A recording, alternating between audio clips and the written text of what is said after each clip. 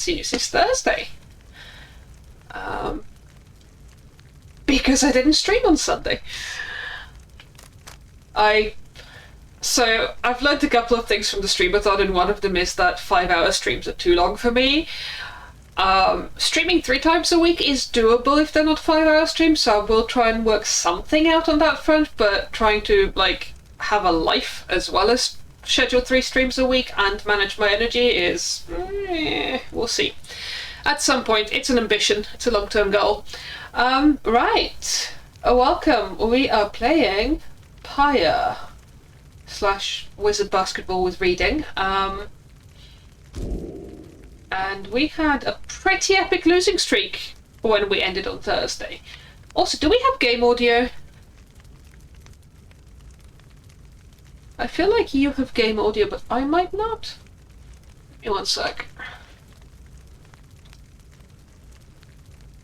Okay, no, this is just quiet at the moment, fair enough. Or is it? What is happening with my audio? We'll work it out in a sec. Pokeball race, a load campaign. I feel like this shouldn't be this quiet.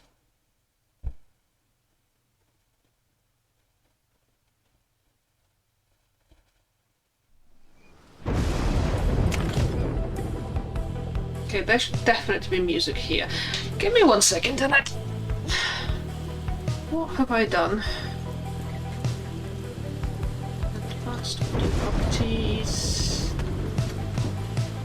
Capture card audio. That should definitely... I should be hearing that. Also...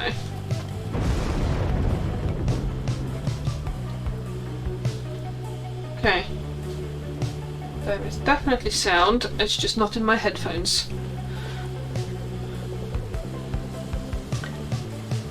Why, Windows, is it not in my headphones?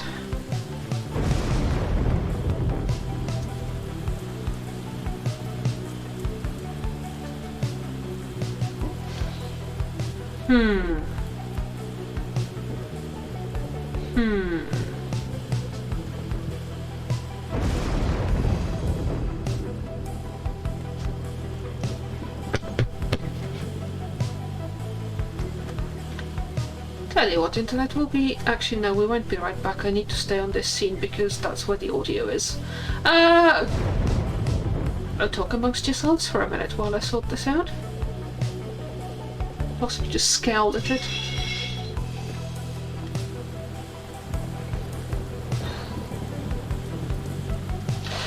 Tell you what, if in doubt, unplug and plug back in. Let's see if that helps.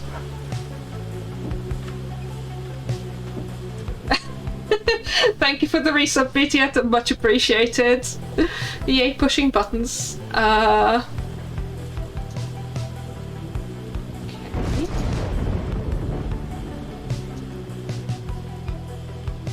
Huh. Okay, the PC definitely knows that the headphones are plugged in.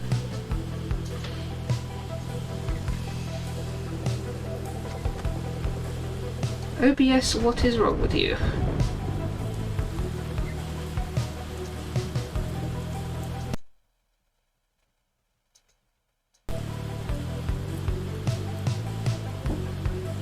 Okay. Apparently all I needed to do was cycle through all of the settings and then it was fine. Sure. Technology, what would we do without it? Oh! There we go.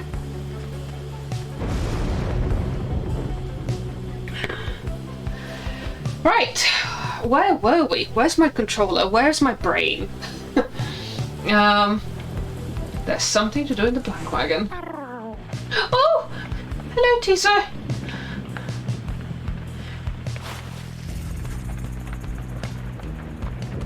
Teaser seems despondent following the confrontation with Oleg. Oh, we had drama! We had drama and we got our asses kicked by the true night wings.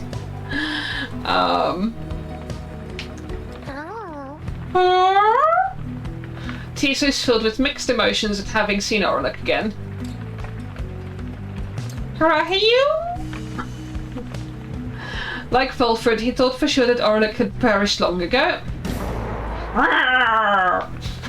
Good imp. Tiso is angry that Orlick acted so unfriendly with everyone.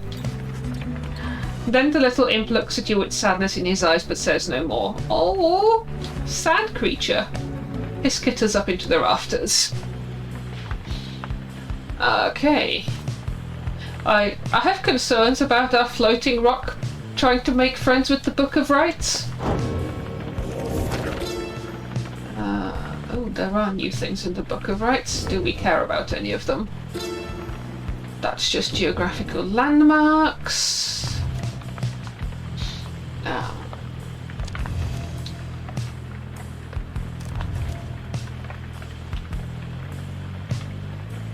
And that's the teams. The teams. Okay, we're good.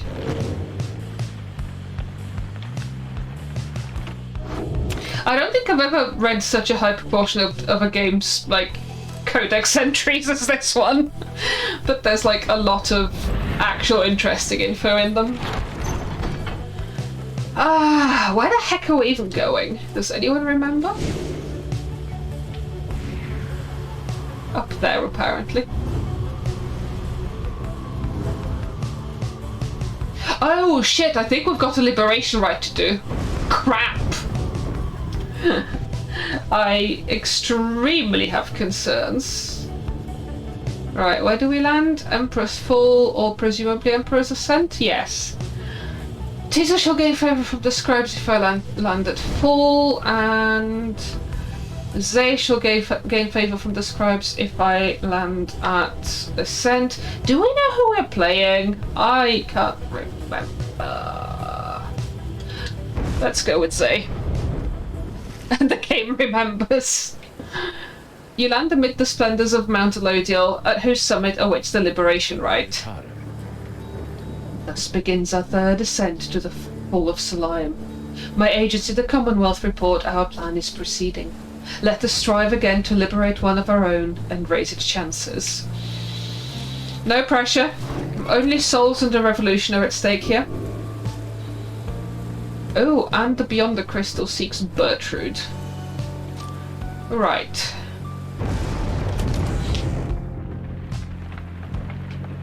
Let's do some training. I feel that might be a good idea. I did play one versus match just before this, just to remember the buttons, but I don't think I'm in any way up to scratch right now. Are you cold for me, lovely reader? Alright, she doesn't want to talk to us anymore. Request of her a scribe trial. Certainly.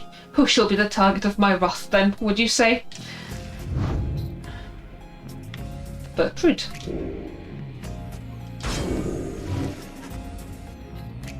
Oh, wait, she has no talisman? Oh, whatever. It'll be fine. Probably. The old bog crone, then. She does have some potential, I should think. More so than most of those with whom you share that little residence. Then, let us bring her forth. Soon Bertrude appears in heed of the summons. We sense that thou hast need of us. I don't have a good Bertrude voice. Oh yes, they can pounce. Must remember about pouncing.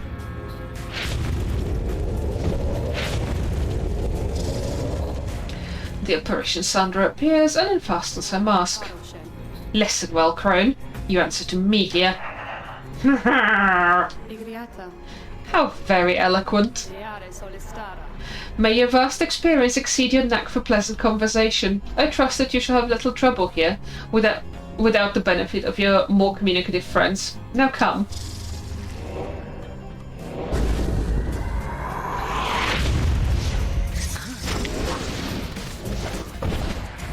Okay. Ah! F.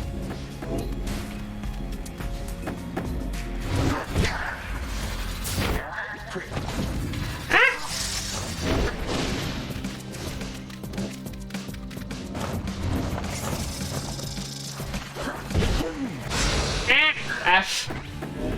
Okay, this could have been worse. I mean, it was pretty bad, but...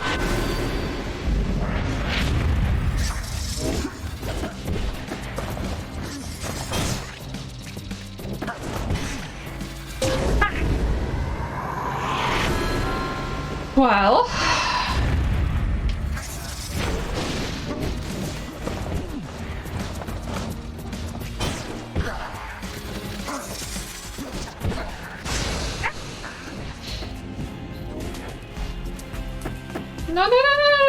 No. Ah, that's better.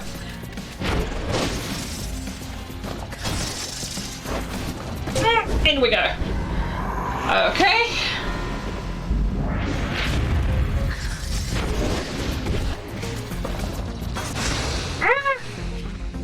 Naughty. No. Come on, Bertram. No.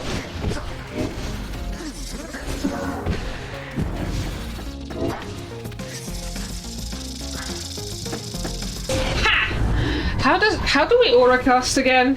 Is it circle? I think it might be circle. Yes, Bertram does take a good chunk of the pyre. A simple test, and deserving to be called a challenge. I ought to fail you just for gloating, Crone. But these are not my rules, and your performance was sufficient, and thus you have passed my test. Congratulations are in order, to you and to your lovely reader. Now, farewell.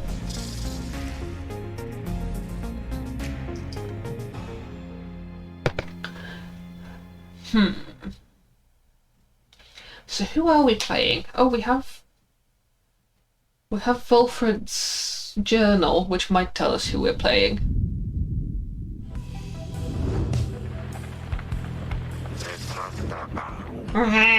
Good riddance to that mouthy wraith. Show us then what Trinken she bestoweth upon us. Milady's tale for completing Bertrand's trial. I guess we should possibly equip it.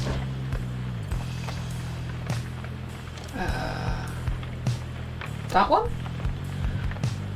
Bertrand's blast pierces through solid objects. Oh, nice. Okay.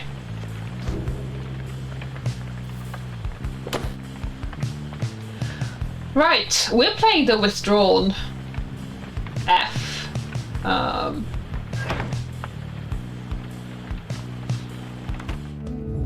We have not defeated the Withdrawn so far.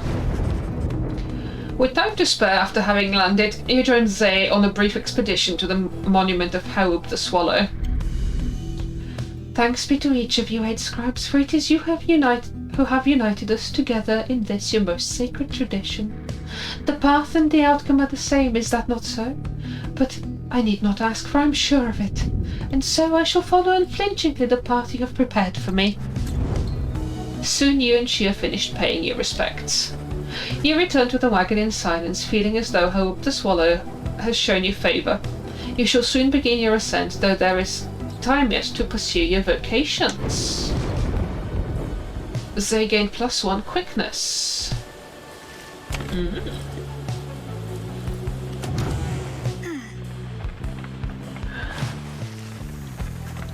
Zay seems to be speaking to herself again. She's unaware of your presence, or shows no sign of it, at least. Mercy! Freedom! They are intertwined! Mercy shall engender union among all our different kind.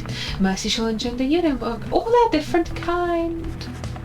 She is reciting passages from the Book of Rites, though, to your knowledge, she cannot read. Freedom to the worthy.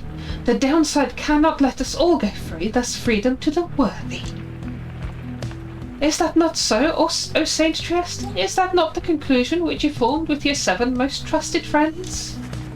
She pauses for a while, as though listening, and nods her head from time to time. Yes, I see. Well, I'm ever grateful to you, Saint Trieste, for your guidance and your presence. And I wish all of your friends safe passage there among the stars.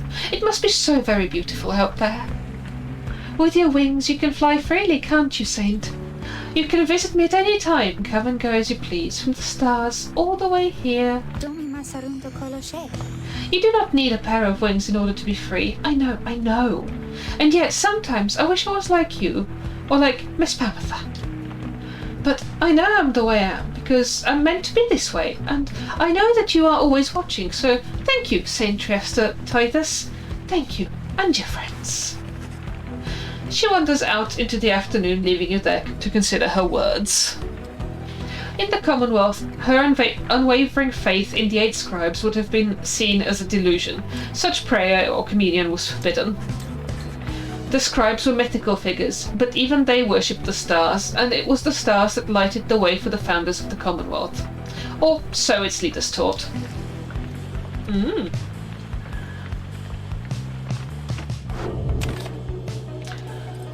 Right, vacations. Let's see if we can level anyone up.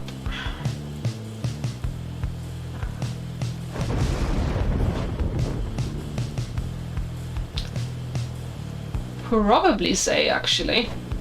If she's just under level 3. Let's try it. Me? Oh, of course. Please tell me something I don't know, for there is lots of it. You and Zay review what observations you have made thus far about the various triumvirates you have confronted on your journey. Oh, we're doing a tape session. She has keen insights about some of them. Good, because I don't. I sometimes wonder why the scribes wouldn't simply let us all go free. Good point. No, I don't think she leveled up. I think she was just at level 3. Boo. Fair enough.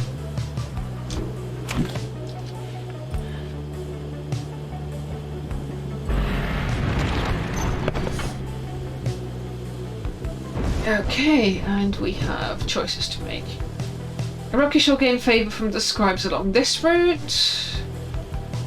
Bertrude. I'm thinking Zay, Bertrude, and Sir Gilman for the next ride, because we've just leveled up Zay lots. She should hit 4 the next time she plays, you're right. And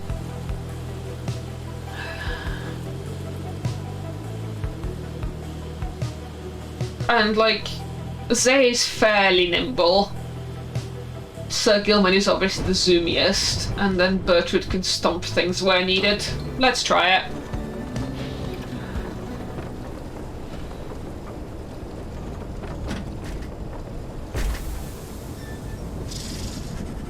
While traversing the quiet solitude on the way to the summit, you pass a monument to Jomo Manymane, and Bertrude happens to take notice. We do not fear thee. We do not worship thee. We seek to understand thee. We accept thy power and thy gift, for through our actions we extend thy influence. Soon you and she have finished paying your respects. As you prepare to continue your ascent, you sense that Jomo Manymane has shown you favour. +2 presents. Of which he already has quite a lot, I think.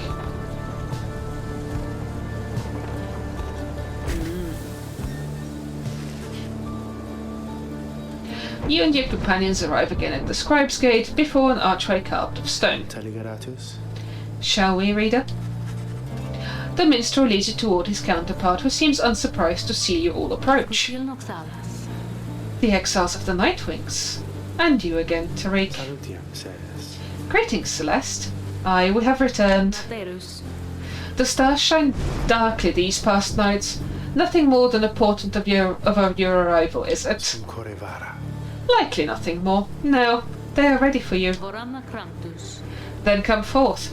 Each of you in turn, please state your name and what it is you seek whilst crossing the Scribe's Gate. Wait.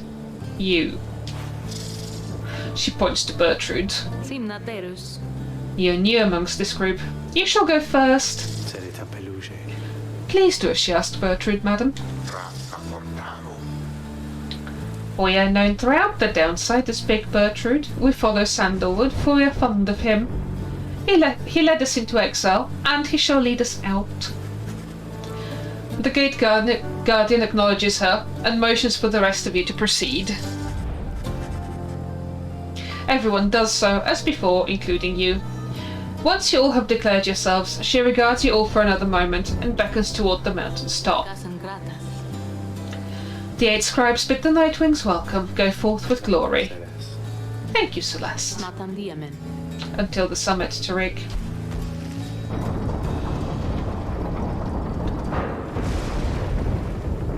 Chat, I'm scared. Having all of these souls and the revolution thrust upon me as potential consequences is kind of a lot. Hey, welcome back, you guys. You know, I guess this is a pretty decent spot for business all of a sudden. Because used to be, it was real bad up here, you know.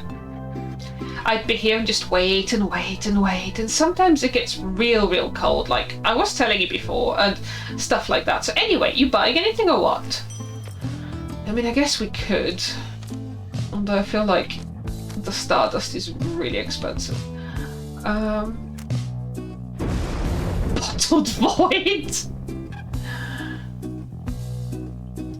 After getting banished, the bearer returns in a burst that draws in nearby adversaries. I want to buy the Bottled Void just because it's the Bottled Void. I don't think I've got anybody to wield it, but... Burning Promise. After dousing the pyre, the bearer earns a reward up to 3 times, 5 gold. Lunar Glass. While carrying the orb, the bearer moves faster than usual, plus 10%. I'm getting the Bottled Void. It's a Bottled Void. Is there anything that we might want to sell? Why is... No, these are none of these are the big talismans. Okay, we're probably fine. How are we doing with talismans? So you've got Gull's Bracer. You've got Gemma's Fang. You have Kelma's Anklet. You have Howard's Wing. Ashen Coal. Ah, but you are giving me the extra pyre size, which I do enjoy, not gonna lie. What is... Surely we have... Oh, that's Sir Gilman's. Okay, it jumps farther than usual. No, we'll keep that one. Triesta's Plume.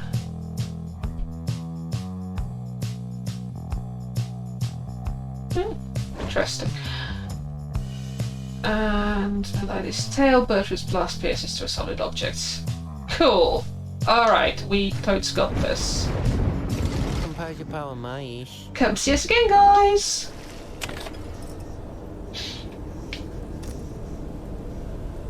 No! Again, you have reached the Fall of Soliam, where one among you can go free, provided you prevail against the withdrawn in the Liberation Rite. Reader, we would ask a moment of your time. We have to talk. As darkness falls, the minstrel and Volfred pull you aside. We have some news that is, depending upon how you look at it, potentially unfortunate. The lone minstrel directs your attention towards the dark night sky.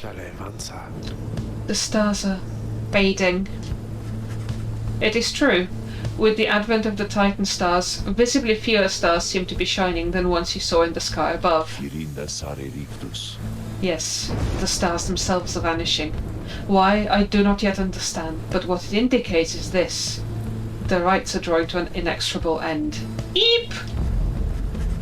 The light of the stars, without it, the rites would be unable to commence. Anyway, that is the bad news.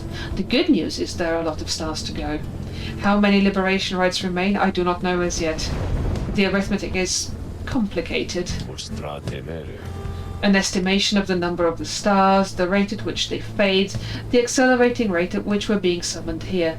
Anyway, I'll work it out as soon as possible. For now, I felt that you should be aware. We can inform the others in due time. At the moment, though, they have this right to think about, and so do you. Look forth. As the stars begin to shine, Volfred's words begin to sink in. It seems you have a limited number of chances remaining to liberate your companions, including this one. Now. No pressure! Yes, the stars going out is not good.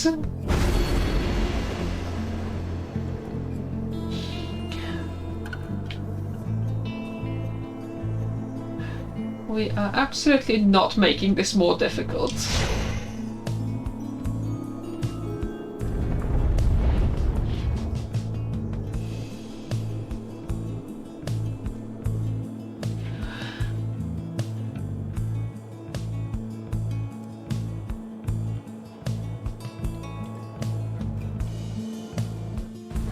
Congratulations, Pyre.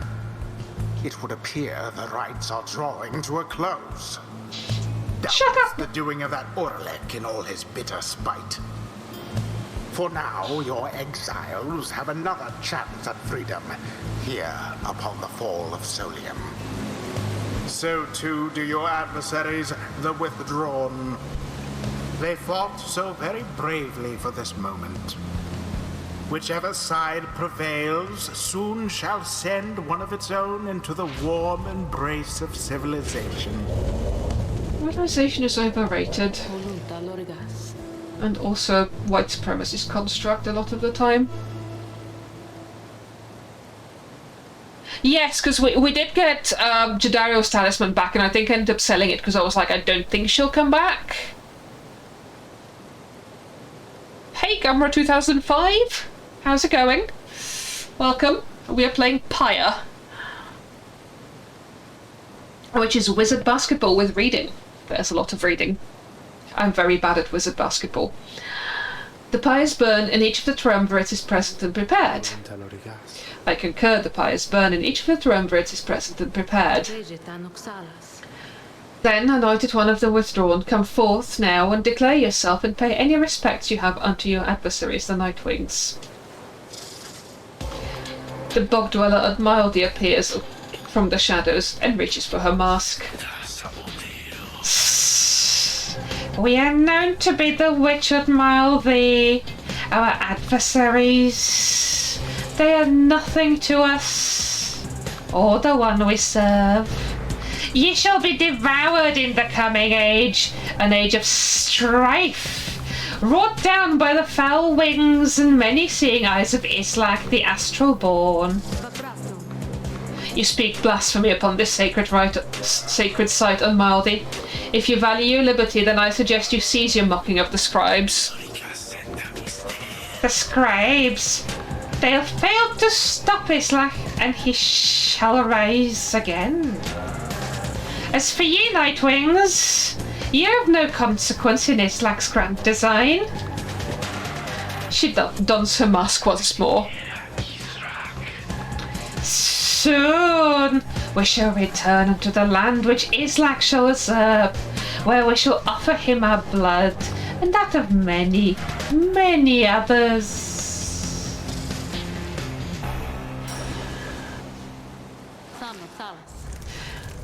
As for you, Nightwings, you bring darkness with you. What have you wrought upon the stars? It wasn't me! Celeste, please, we do not know what is amiss there. The Nightwings have come only to see that the liberation is carried out. Indeed. Then make your choice, Nightwings. Who among you is to be anointed here? Who shall return to glory? I just realised that my plan for my team is slightly flawed because I need whoever's going to be liberated to be on the field.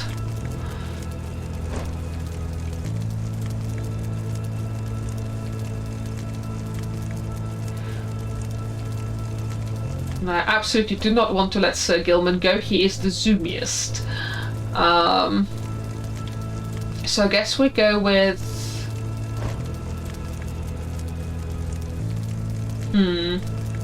Hedwyn again as our anointed.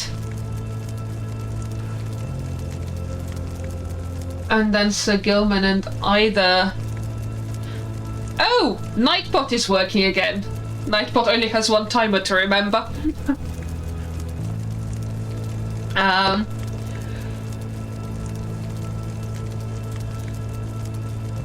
kill your darlings. I'm not trying to kill them. I'm trying to liberate them. But also, no, I cannot play without Sir Gilman. Like, I'm already bad enough at this. Alright, Hedwyn, let's try this again. Another chance at freedom. Who shall be at his side? And then it's either Sir Gilman and Zay or Sir Gilman and Bertrude.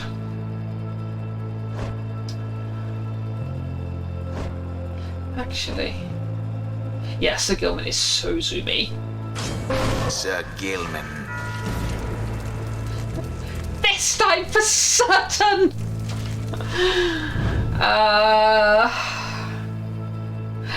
I think Zay, or possibly wait a sec. So quickness 19, quickness 18. She should probably get a chance to play. Yeah, alright, Zay. Zay. Oh, then maybe this time. Very well. Soon, Islak. Very soon. We shall release thee. We shall release thee. And as for ye, Nightwings, we have much in store for ye.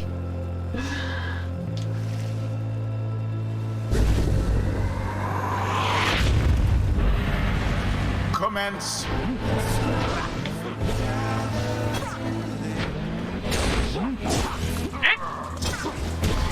No! Well, that was bad.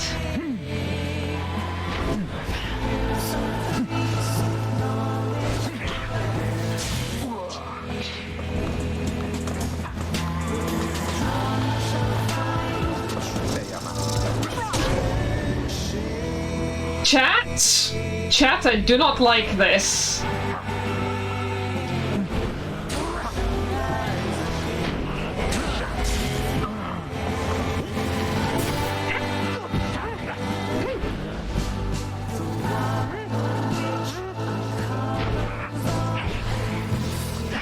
No! Ah! Okay, and breathe.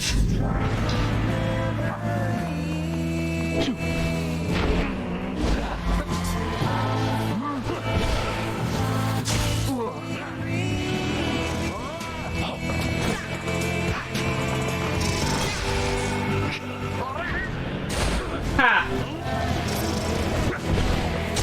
I actually managed to use Sir Gilman's thingy ability.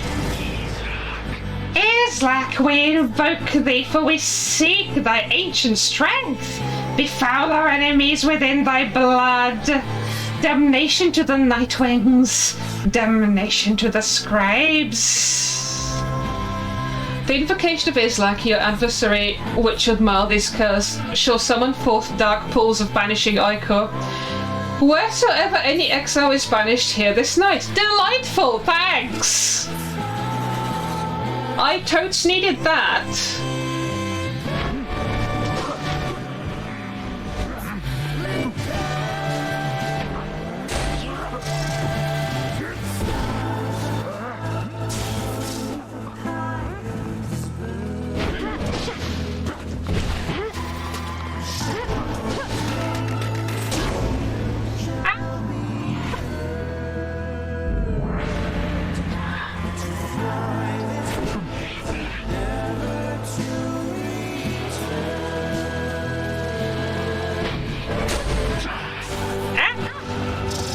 Give orb, give orb. Okay.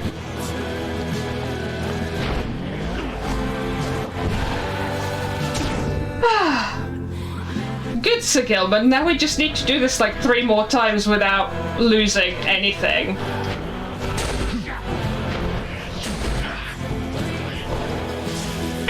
No!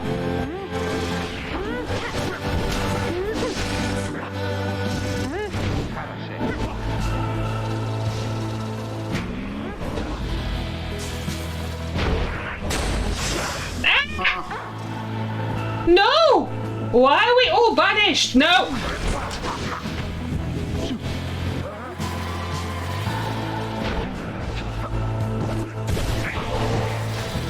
Woo! So close! Also, where is Sir Gilman? Not much force of will behind that thrust.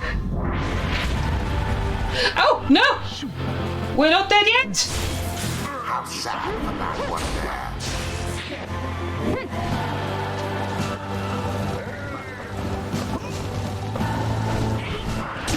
Sir Gilman plunges into the fire. Eep!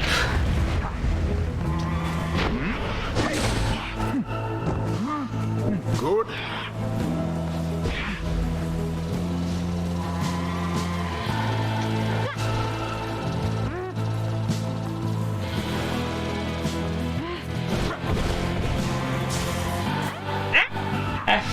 Where is Sir Gilman? No! There it is. No! The withdrawn have proved their worth. I didn't lose as early as I thought I'd lost, but I still lost. Chat, I don't think we're getting the good ending here. Ends the liberation rite. And thus, the scribes have chosen. The exile appointed by the withdrawn shall be free. Absolved of all misdeeds. Return to glory in the Commonwealth. Her adversary and all others shall remain to carry out their rightful sentences. Beep! First of all, there are only a few... First of all, there are only a few people who've actually played Varian My Love. I'm very glad you streamed it. Thank you! I literally thought no one could have streamed it despite playing these indie games. You are consistent. It encourages my spirit. Thank you very much! No, it was a really interesting experience. I've actually started playing it on mobile on and off. Mobile has a real-time mode, which doesn't seem to quite work on my phone, or if you close the app, it doesn't wake you up, but it's an interesting use of the medium. It's a really interesting game. I'm sorry, we did what we could, my friends. I couldn't ask for more.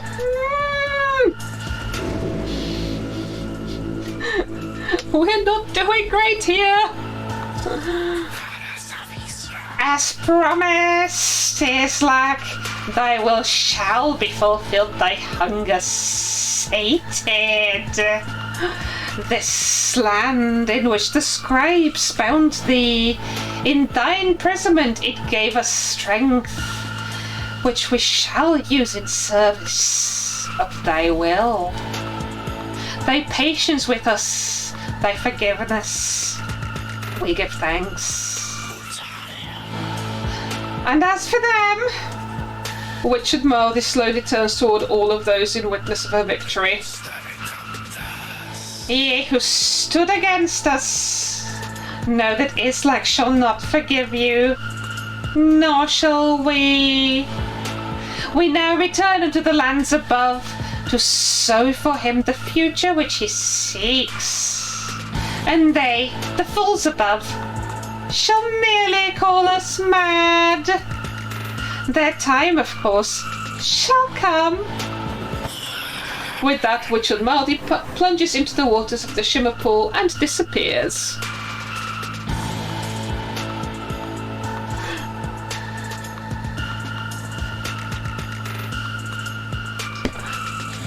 What is Twitch auto-moderating that I can't see? Oh, with that, yes, disappears. Yet still her dry voice reverberates across the mountaintop. Well, I guess we accept it for it is done. The 8 scribes are ever merciful. By their grace, the cycle of the rites may yet continue for a while.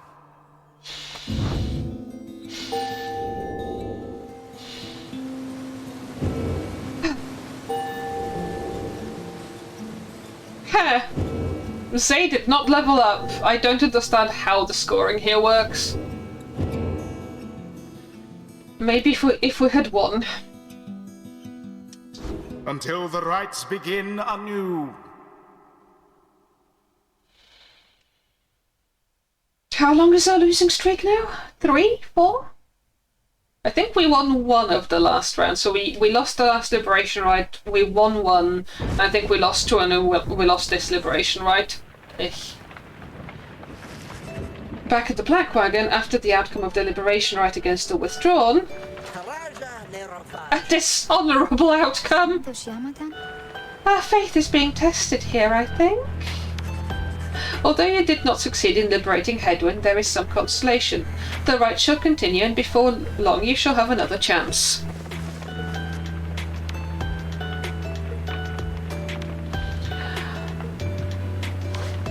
Give me 1 sec to check out this automod thing.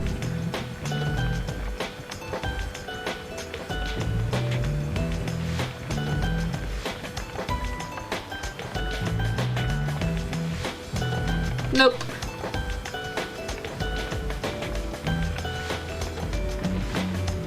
Oh dear.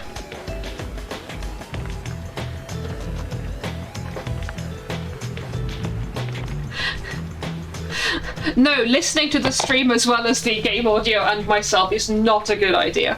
Right, then Wolfred asks the group to gather. You sense you know what news he's about to share. Everyone, I must apologize to bring such news at this late hour, but I felt that you all would wish to know as soon as possible. The context of our plan has changed. Eep! He looks about at everyone before revealing to them what the stars have revealed to you both. A bit speech jam, yes. I fixed it. The stars above are disappearing. They seem to just be fading away one by one. For reasons that the scribes alone may know for certain, though we all may harbour our suspicions. See for yourself if you have any doubt that this is so. A hush falls over your companions, all exhausted from their rite, and now stunned into silence. If this phenomenon continues unabated, we have every reason to believe it shall. Then the rite shall cease when the stars no longer shine. Permanently cease, that is. Your companions exchange glances. You sense negative emotions rising. Confusion, fear. Relatable.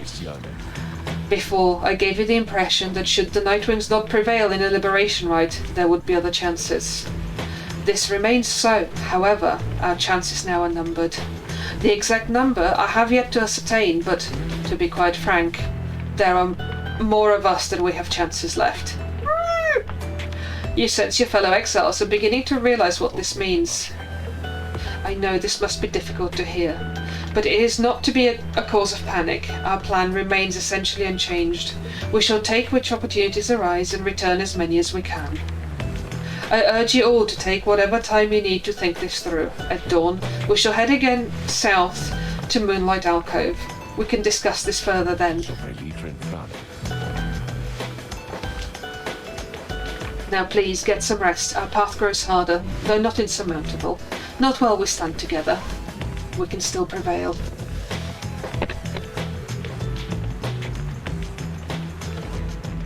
Alright, now I've fixed everything. The group disperses. Some whisper in hushed tones, others turn to their quarters, speechless. There will be time later to better understand this omen.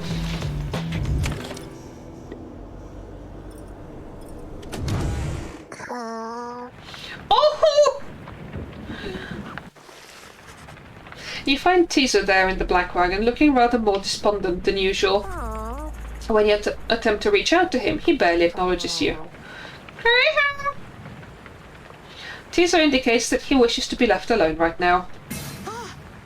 You almost run into Zay as you turn to leave. Oh, I'm sorry, Rita.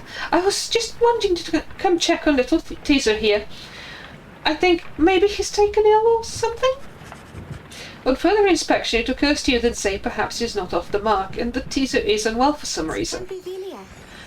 Come on, Teaser. You're going to be all right. You might be the smallest of us, but I think you're the toughest. Though Mr. Darrow, she was the toughest one of all, wasn't she? I so miss her sometimes. Really? Tiso appreciates the kind words, but still wishes to be left alone at this time. Oh, don't be silly, Tiso. You know I won't be doing that, don't you? Zay! Zay turns to you for a moment, lowering her voice. Reader, I think Tiso would like a little bit of privacy if you don't mind. Though, I don't mean to be rude.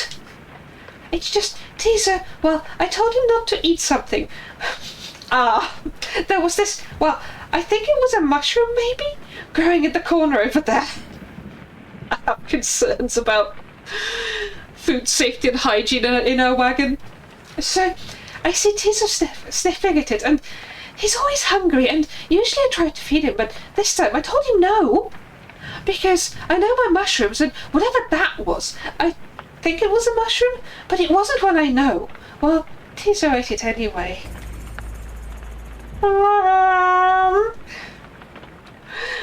Tiso corroborates Zay's recollection of what happened. Oh, imp. So, anyway, I think that he's going to maybe, cough it up, I guess? I think maybe any moment now. Because when I ate things I thought were mushrooms around here, I coughed them up as well. They made me rather sick. Kind of like Tiso over there. I hope that I'm not being inappropriate, because it's not polite, maybe? Well, come to think of it, Tiso, why don't we go outside? Because then I would have to clean up after you, like the last time you ate something I said maybe you shouldn't, remember? Tiso is actually a cat. Tiso indicates he remembers full well and regrets not heeding Zay's food-related counsel. Okay, no, cats do not regret not heeding food-related counsel. Oh, don't worry, silly. If you've taken ill, then I think you're going to be fine once you have a little walk outside with me. Because you're very tough. Tiso's beginning to look better already. Yeah. You're my best friend, Tiso. I won't let anything bad happen to you. Or at least I'll try, okay? I don't think anyone could stop you from eating things, though. This is so relatable. Then she snatches Tiso up in her arms and whisks him out of the wagon with her. You hear her call back to you over her shoulder. Bye, Reader. I'll make sure Tiso's all right. I promise, okay? So Murderface came in at 3 o'clock, deposited a dead mouse on the bath mat, and came through to tell me about it. Like, I was already on my way with mouse hunting equipment, but like they were like, human, I brought you a mouse, and then they left. So this is very familiar. Although the prospect of Zay administering medical assistance normally would give you pause, Tiso seemed to accompany her willingly enough. The two have shared a rather close bond since Zay first made contact with the group. For someone like her, who has lived alone for so long, the friendship must be vital. And as for Tiso, he must be impressed that a non-native of the downside seems to know her way around food safety even better than he. Oh, bless, they're all adorable. Well, we don't have to play the withdrawn again.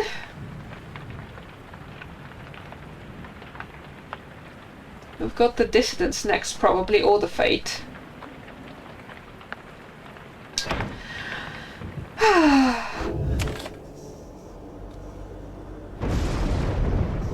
Let's continue our journey. Good morning, everyone. We're at the mercy of the stars, and none can say how soon they'll shine for us again. Let us recover for a while at Moonlight Alcove and decide how to proceed. Let's.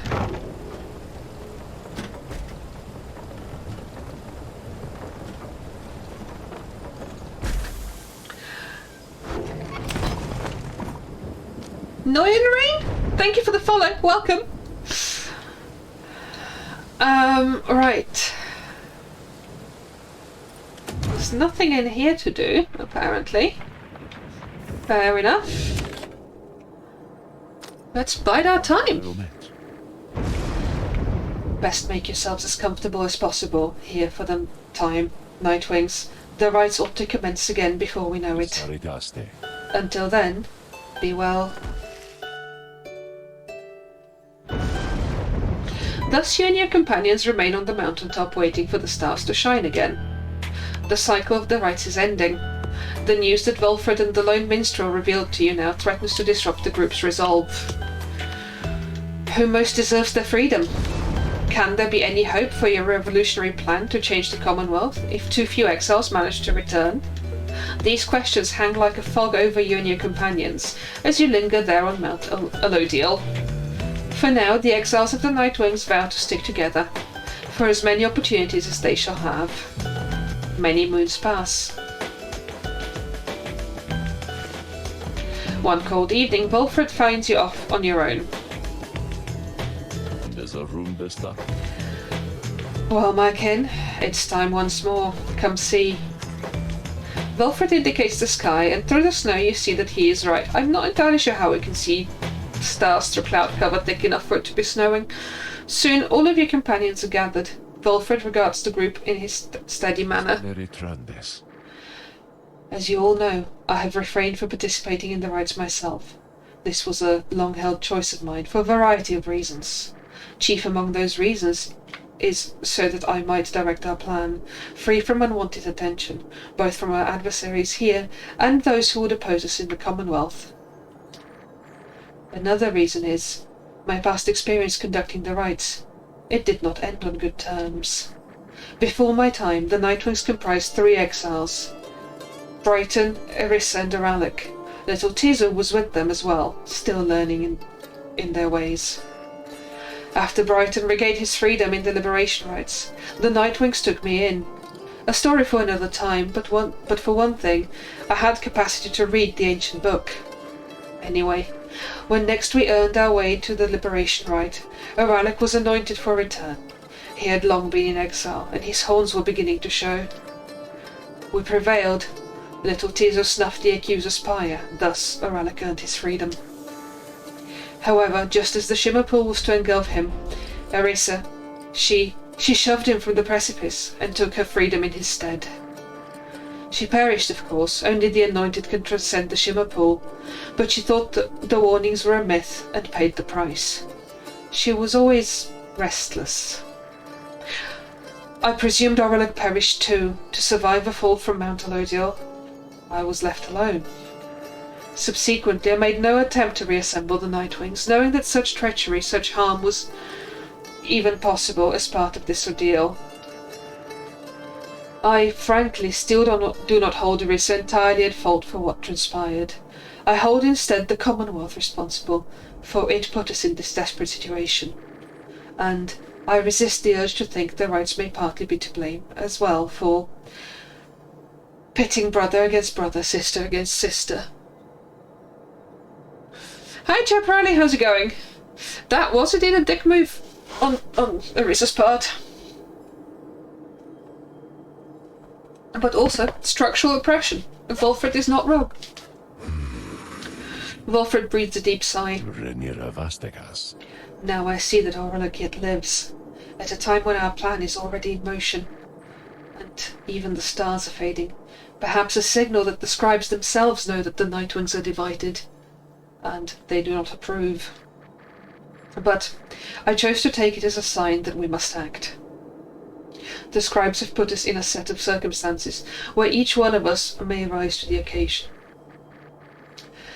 The Nightwings and our plan need all the help that they can get, and so I have made a decision, which I wish to announce here to you all. In the name of the Nightwings, and reader by your leave, I would conduct the rites again. Long have my skills languished in the matter, I must admit, though I trust I shall regain them soon enough.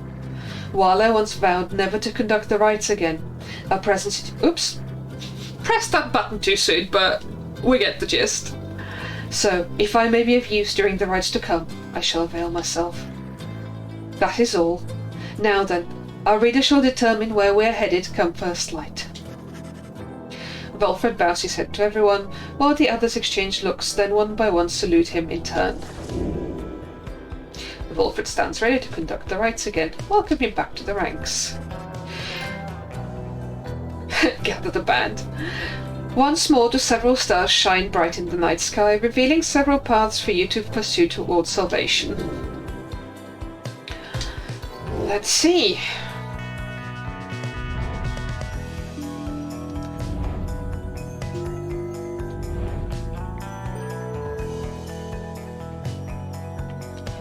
Okay, so we can play a Chastity, the Dissidents, or the Accusers.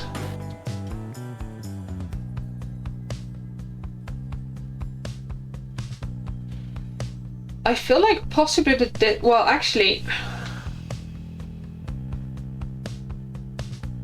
who am I least scared of in like the Liberation? Right, I don't think there's a big enough difference between the Distance and the Fate.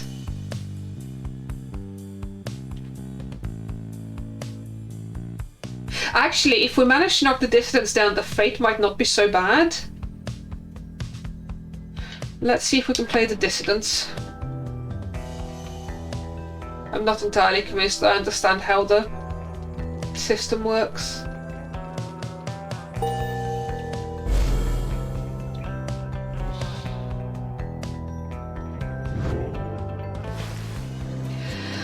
Very well then, reader. Once more we shall face Barker and the Dissidents when next the stars align. We may set course for the Glade of Lugh at dawn. For now, please get some rest in the remaining dark at night. On we go. I do so hate to thusly contact you, O reader. Oh, hey, boys. Yet an awful rumor reached me recently that you have within your retinue a traitor. Me? The Never. Nightwings and the Commonwealth alike. Ooh. But you would never harbor such a traitor, now would you? I trust your time within the downside would have taught you that.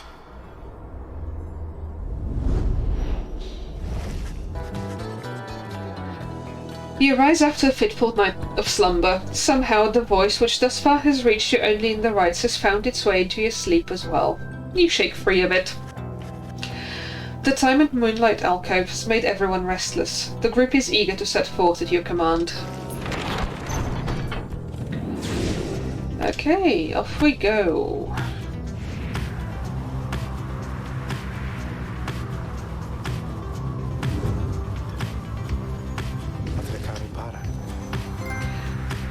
The hidden Glade of Lugh is now impossible to find on foot, though there it lies below us, protected even now by the enchantment of Luscorian 100 Mines. I understand the river named for him is rather famous in your Commonwealth. The mouth of that river Scorian opens wide not very far from here. It was there that limbless Arizek was defeated, turning the region lush and livable, at least for certain denizens, although of course not everyone believes this. Your adversaries, the Dissidents, must be working to find their way there even now. Good fortune in your right against them, reader. Okay. Ooh. As the wagon soars across the skies above Waking Wood, you notice Volfred appears lost in thought. You cannot sense straight away what he is thinking. Do not mind me, reader. It is simply that being here in this vicinity, it brings back a lot of memories, and gives me much to ponder. I hid within those woods for many, many years, making preparations for our plan. I cast aside my raiments and became untraceable. There I waited for the plan to germinate, so it means a lot now to be here, above that place at last. Quite the view, wouldn't you say, my kin?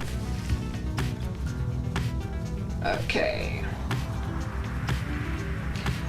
Bertram believes she can find alchemical reagents she requires along this route, or Pamita has a hunch that you may find something of value. Let's go with Bertrude.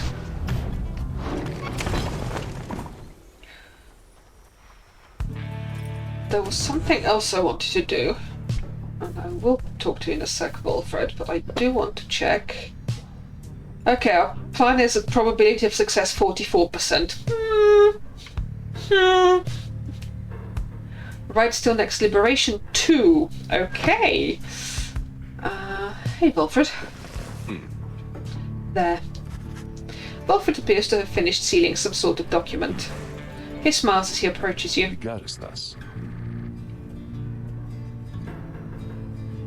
Hi, Bob DM. Thanks for the follow. Welcome. Hello, my kin. Was just on my way out to make a drop. Report a bit of progress our supporters on the other side should like to know. What, that we suck at Wizard basketball? It is not clear to you as yet how exactly Volfred is able to communicate with agents in the Commonwealth. We have our ways of making certain that such messages manage to make their way to whom they need to reach. Most of the time, at least. It's not exactly the most dignified of methods, but the messenger is as hard-working as the rest of us, or, dare I say, more so. Most imps lack the capacity to do that job. They of course cannot traverse the outer boundaries of the downside, but they can squeeze much closer than any of us. Volfred offers to tell you more of this process. It seems that he has been using certain imps to relay messages to his agents in the Commonwealth for some time now. From that point, we depend on certain other means. A trafficker like Rookie would likely be familiar with them. Then my agents intercept the messages as they arrive. The messages are coded on the off chance they reveal themselves before unwanted eyes, but even still, my agents put themselves in great peril there, supporting our cause and our plan. I could not ask for a more dedicated bunch. A shame we cannot meet them, separated as we are. If we succeed in our endeavours, it shall be thanks in no small part to them. They have identified hundreds of citizens grown loyal to our cause, found hidden corners where they can speak freely. Their goal is to grow in numbers while remaining safe. For we cannot resist the Commonwealth if too few citizens stand with us, whether due to apathy or fear or lack of willingness to see our nation as we do. Some of these agents I have known for many, many years, since long before my exile. Many were former students from my days of teaching Commonwealth doctrine. It was clear then who among us did not take the common view. These days I report to them our progress, and they in turn report theirs back. From that assessment I update the estimation of our plan's success. Our chances of success increase substantially each time we liberate one of our own. Yes, do rub it in. But those loyal to us in the Commonwealth slowly gather strength regardless knowing of our efforts. Thus do we inspire each other, not unlike the dynamics which I see among the Nightwings here. Now, good afternoon then, reader. I have a delivery to make. He strides out the wagon, bearing the sealed message.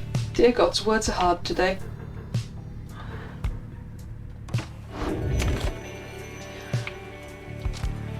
Search for reagents. The bugwitch Big Bertrude knows much of things growing unseen throughout the land, including things residing here within the razor brambles of Cinderroot. We have made note of their willing assistance. Come along then, reading one. Why she requests your company in such excursions only she could say, yet she does no such thing. She instead directs you to collect the foul ingredient she seeks. The reagents seem to disappear into her robes, and you return in silence. Later, you note a new talisman has appeared among the group's possessions, bearing Bertrand's unmistakable mark. We obtained the Dying Flame. It was crafted with care. Aww. Shall we go see what it does? Because Volfred needs a talisman anyway. Where is he? There he is. Oh wow! That's a lot of inspiration and no enlightenment. Dying Flame. Wildbearer's Pyre has less fire than the adversary's bearer, deals bonus damage +4. No.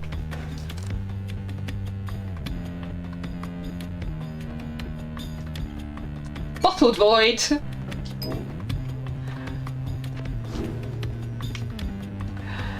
Okay. And on we go.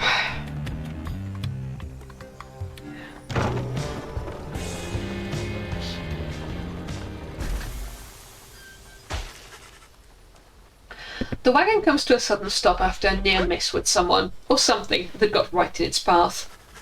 At first you see no sign of whomever or whatever it was, but then a voice rings out from off to the side of your path.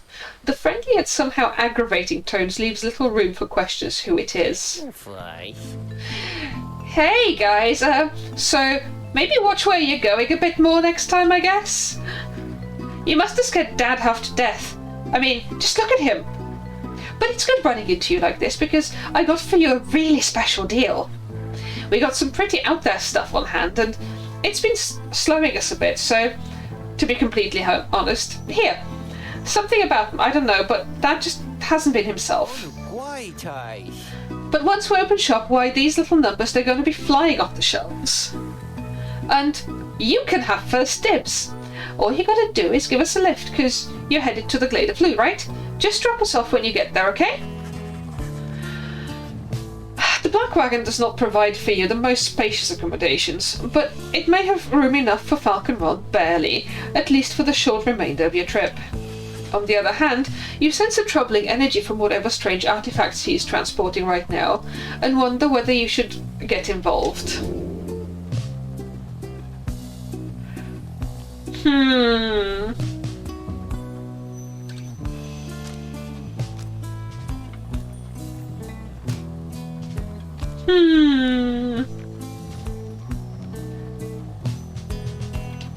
Oh well, let's see how badly this goes. Though your fellow exiles exchange cautious looks, you invite Falcon Ron to climb aboard. Oh great, thanks guys. I'll just squeeze right in, just... He does not. Dad! Come on, put your back into it already. Eventually Falcon Ron manages to get on board, as you prepare to set forth again. Falcon Ron joined you. Welcome you aboard. For now.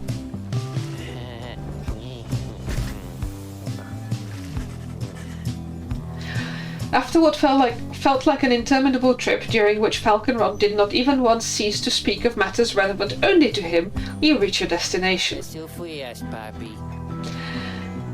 Anyway, thanks guys, and remember what I said, these things I got here, you got dibs on them. If you come visit me and Dad, that is. Now, we'll be going, so be seeing you, okay? Whether from Falcon Ron's ceaseless drivel or the ill effects of his cargo, everyone is left feeling out of sorts. Oh, F!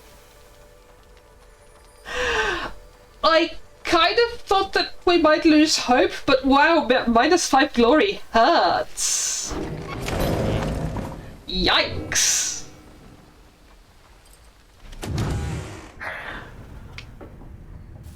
Hi, Bertrude. Hey, Chaparali, thank you very much for the resub. Dear God, 6 months! Bunk. 6 month streak. I'm bad at streaks. Other than losing streaks here. Yes, extremely ouch.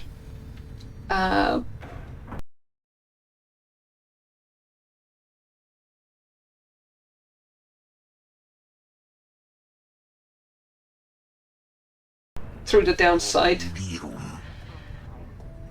The evidence of thy travails. How brazenly you put them on display. You tempt these lands to swallow ye. She lets out a long breath. Nonetheless, these trinkets stir our memories, not merely of these lands, but of the country whence we came. Know, reading one, that we are here because of Sandalwood. We met him long ago within the southern bogs. He offered many courtesies, and an exchange we found agreeable. We sought thence certain reagents necessary to our studies of the heavens and the earth, and he knew where to procure them. In exchange, we were to boil for him our finest inks, a certain recipe notorious yet secret. Its stain could never be removed. Oh, but the Commonwealth misliked it. 'Twas then that we first began collecting samples of the regions of the downside, for Sandalwood was ever true to his word. Long had we studied this accursed place. Blank Basin, the chaos of the deathless tempest, the richness of the bogs of flagging hands, lands so far away and yet they called to us. That's close. If Molten Milida was able to traverse the downside in its entirety an age ago, then surely it was not beyond reckoning that we could do the same. Furthermore, but she hesitates. It matters not, reading one. Thou hast indulged our tales long enough for now. She slithers away without further explanation. And why am I disconnected from chat? Chat, do I exist? I'll be right back.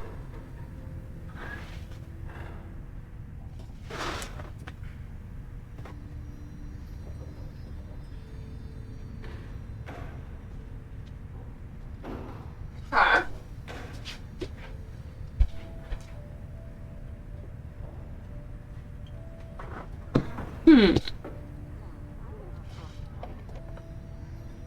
Please stand by while we resolve this technical issue.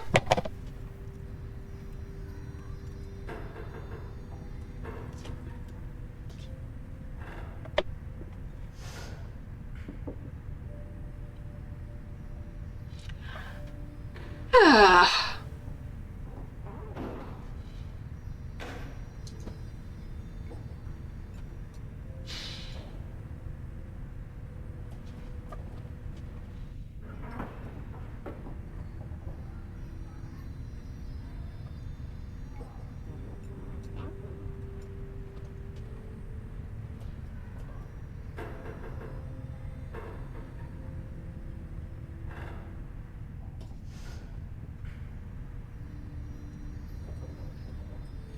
Hello, Internet, are we back?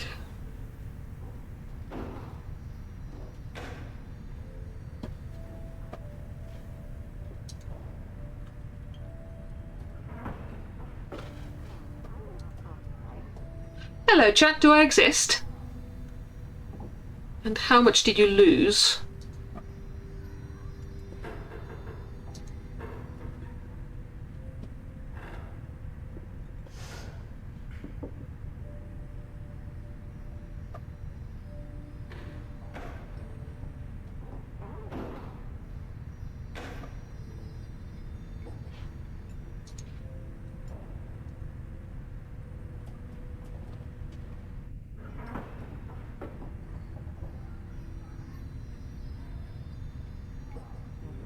Bear with me.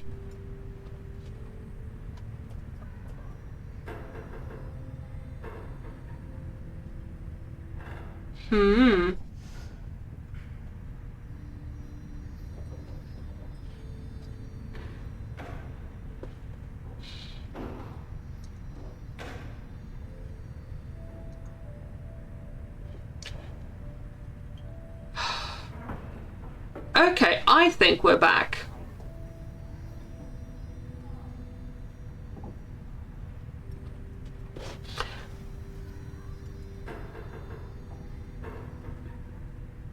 No, I don't think they were your end, Tieta. We had red lights and dropped frames and all sorts here.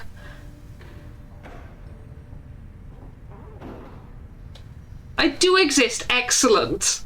Fabulous. Right. I don't know if it's Twitch or, like, I had to restart I had to turn the Wi-Fi off and on again on the PC, so it was probably my end. Let me just check that my buttons work. Cool, this button works. I'm gonna assume the other buttons work. Okay.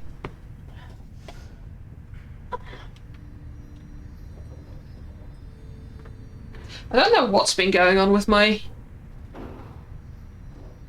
PC today. The sound was off at the start. Then it decided it didn't want internet, and now it's like... Let's see if it holds up. Right.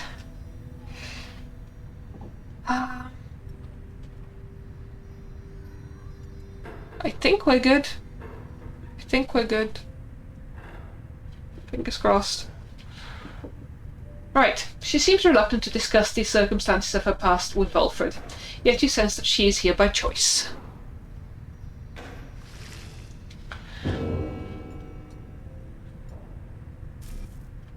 Let's have a quick look at the book. We have new stuff. Forsaken Lands is where we're at. Celestial landmarks. Okay.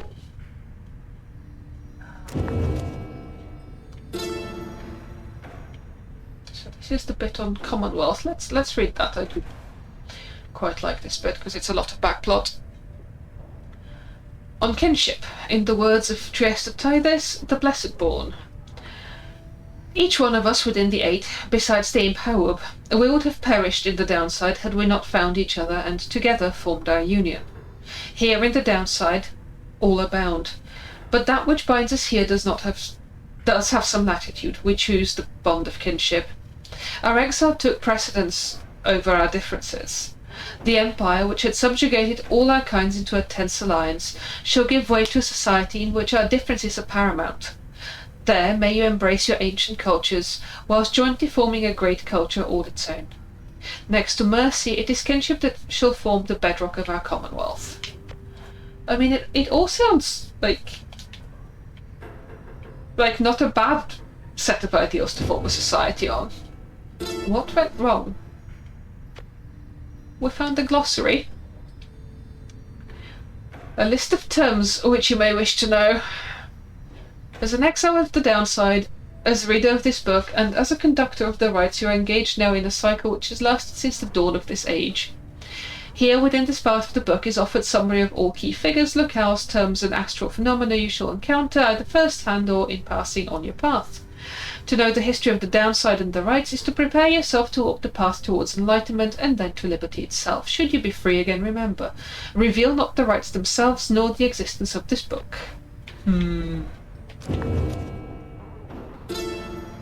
Rights terms. Rights terms continued.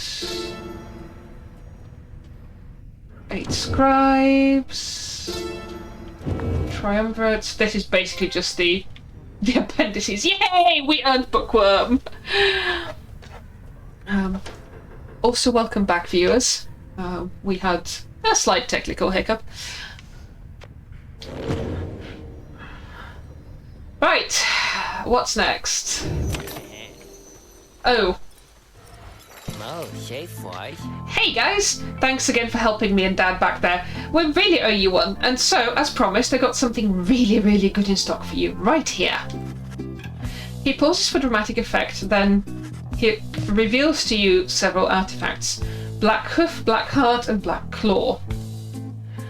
Cursed Talisman. The bearer has plus 100% more stamina than usual, but cannot grasp the orb. After getting banished, bearer either returns with infinite stamina or as a fast-moving howler. And the bearer's aura remains while grasping the orb, but cannot be cast. I don't see the curse of this. I do not see the downside of Black Claw.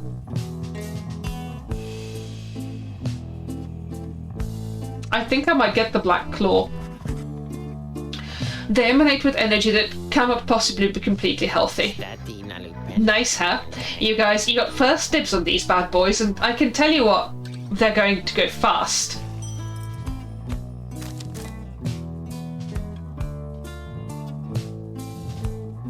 Cannot be used by worms, harps, or crows. I can work with that.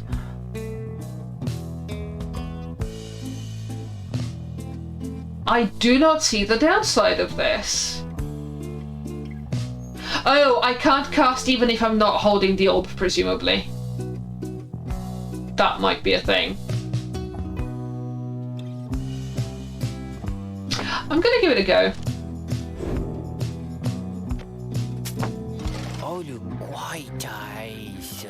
Black Claw would have been amazing on Judario, you're not wrong there. Ah, great you guys, I knew you were discerning customers. Now, you enjoyed that one, okay? And remember, I still got the others too, and you can buy them if you want. So these ones, they're real popular, and so no refunds on these guys, you understand? But they're real good, and there's no chance you're going to want to pawn them off. Let's see...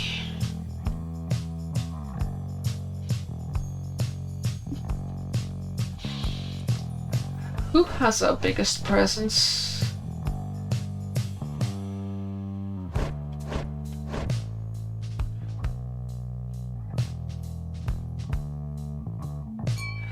Let's try this on Wilfred.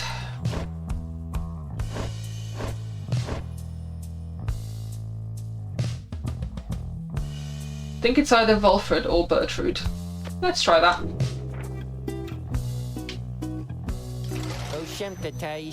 Appreciate you doing business, and you guys be sure to tell your friends, okay?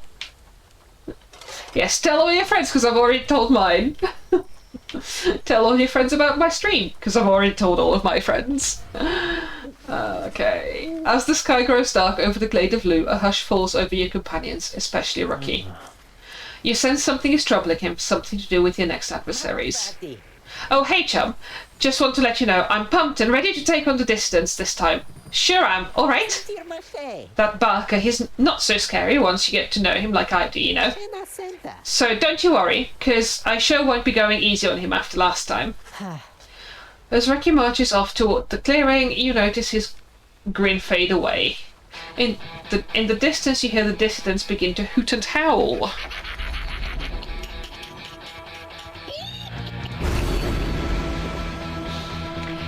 Eep!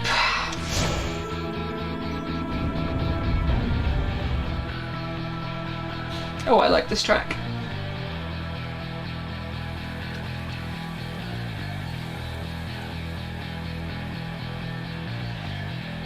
Oh yes, Wilfred can spawn a sapling. Or should I say deceiver? For I detect another exile in your ranks. The exile Wilfred Sandalwood himself, that cursed sap. I ought to have known he was behind all this. He has no love for our sacred tradition. Yet you would heed his poisoned words over mine own? I thought that we were friends. Fine. Let us return to a more formal distance. What on earth made you think we were friends? Oi mates, look at what we have here. Greentoe, is that you? Yeah, Barker, it's me, alright. Well, I'll be. So, tell me something then, Greentoe. You gonna go against me this time, or keep on being a stinking coward like before, huh? What do I do? What do I do? What do I do? What do I do? What do I do? What do I do? What do I do? Wait. He says he wants to fight. If you can beat him, maybe he'll leave us alone. He'll leave the Greentoes alone. I can make it worth his while. Barker? What is it, mate? The rite's about to start. Well, I was just thinking, I know I owe you and everything, but I've got a deal for you. You like a good deal, don't you? Oh dear gods, Rookie, don't do this. I like a good laugh's more like it. But I'll bite, Greentoe. What's your fancy here? I was thinking, if I can beat you here, we're squared away. You let me off the hook. Ha!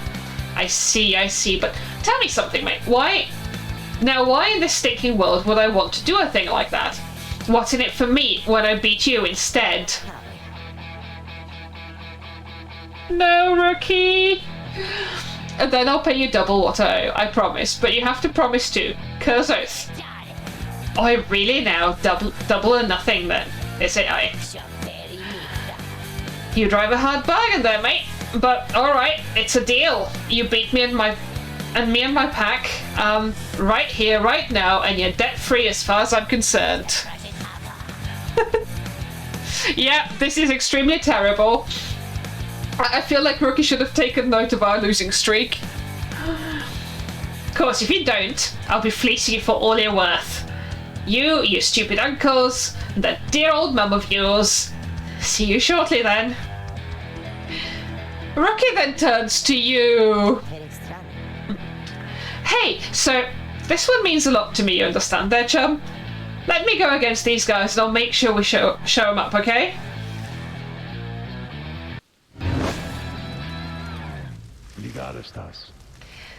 Reader, my kin, let us confer a moment here. I'm returned now to the rites, a tradition that I had once disavowed. And now that I've donned the raiment, the voice knows I am here. It is no matter, really, for our plan is well in motion. All that remains for us is to prevail. I shall aid you and the others in this task as best I can. Let us see now whether these old limbs of mine are still of any use. And there he is at last, alive and well. I know that you can hear me, Sandalwood. You're causing quite a stir out in the Commonwealth. You plant your little seeds of discontent. Know that your designs at sowing chaos shall not be tolerated here. Now, good evening to you.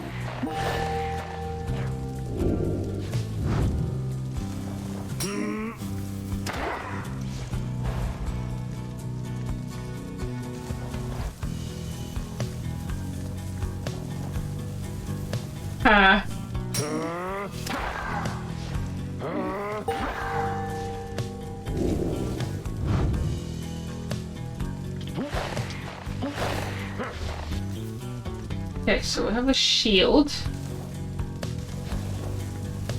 which presumably stops us from getting banished, but eats our stamina. We have a jumping around, which also eats our stamina, and we can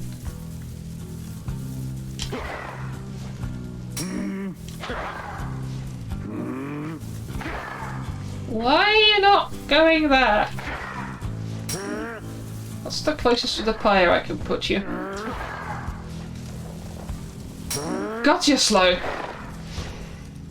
Okay. Oh, it might just be a matter of I can't cast. Can I put you in the pyre? No. Okay.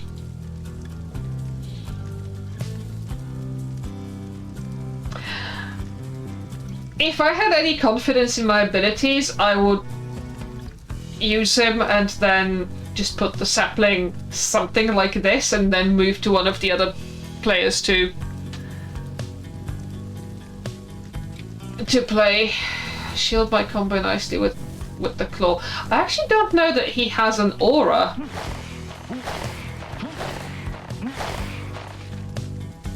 So I'm not, like, I think most of his aura is the sapling rather than him. So I'm not actually sure that the Black Claw is any use. I don't think we'll play with him tonight, like in this, right?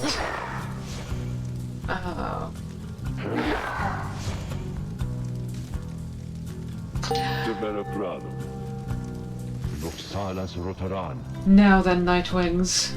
I look forward to conducting with you all. If and when, of course, the reader calls for us to stand as a triumvirate together.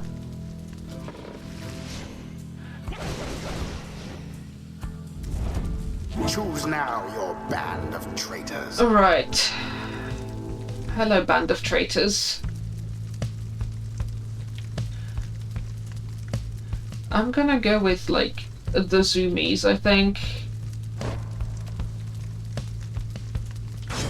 Sir Gilman. Ruki. And probably Zay, actually. Zay. It is done. I can do this. We can do this. We can do this. All right then, Greentail, bring it on, or it's your dear old mum who's gonna pay.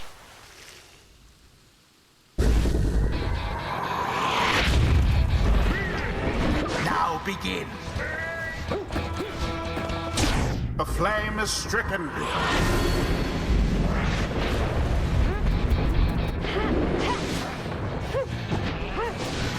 Yes.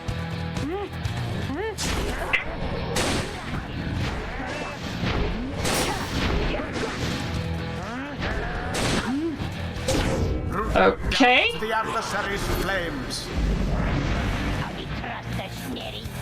What's the matter, Greentail? Methinks you seem a little nervous when you pause out there. Just shut up already, Barker. Let's get on with it. What's that you say, huh? You think you can talk back to me like that, Greentail? You hear me, Barker. Stay out of my damn way. Oh, what, mate? Or I'll sink these little nervous teeth into your neck, old chum. That foolish Barker was a menace to the Commonwealth and is a blight on the... No.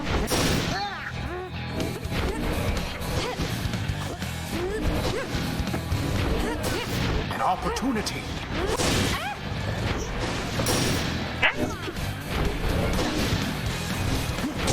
Alas. Whew, okay. Nope! God damn it. Ah, How fine. I walked into that. No! No.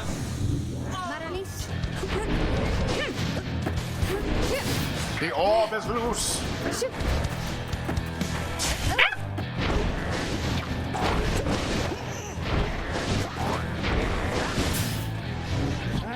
Fuck. The orb. No! You left yourselves wide open. Well, we did, because I got the buttons wrong.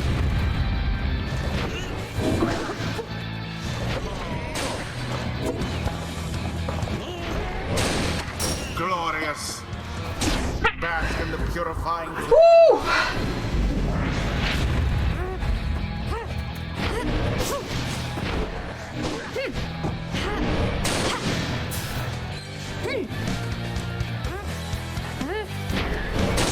Onward Woo! to greater glory.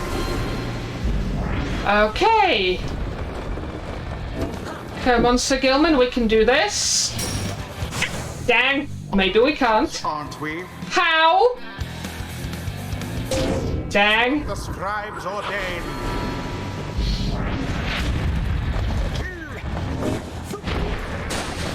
Oh, No! Ah, there we go. light somehow did it.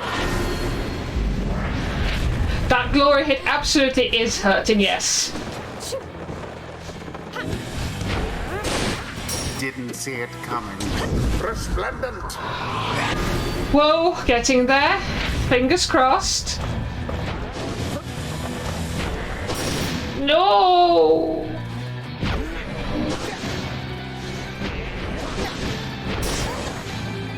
No! Ah.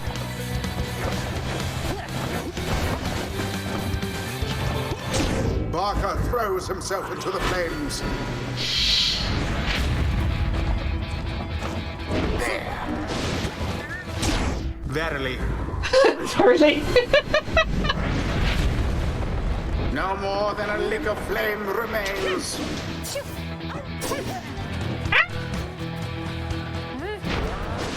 No!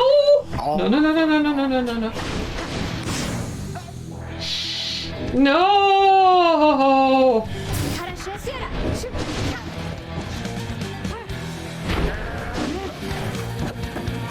And it is done. Woo! We won one! Winds prevail. 'Twas the will of the 8 scribes which kept their flame alive.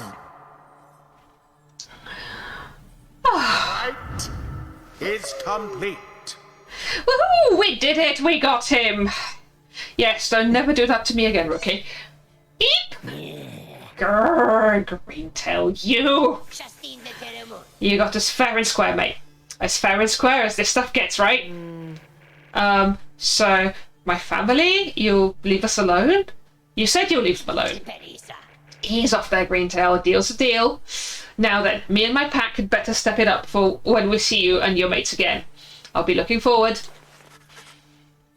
Rookie watches him depart, then turns to you in his expression softens. Don't know what to tell you, chum, other than I really owe you one.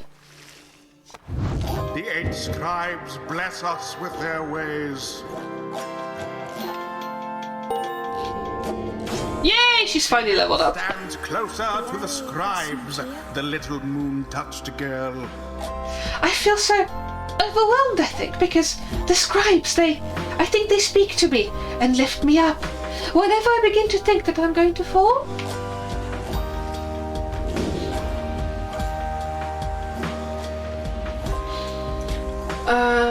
Flings, we don't fling very well. We don't salute very well. While sprinting, Zay slows nearby adversaries. Oh yes, we like that. That's... Right, there we go.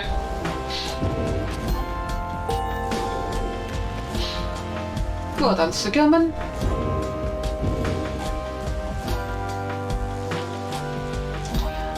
Okay. Until the next right.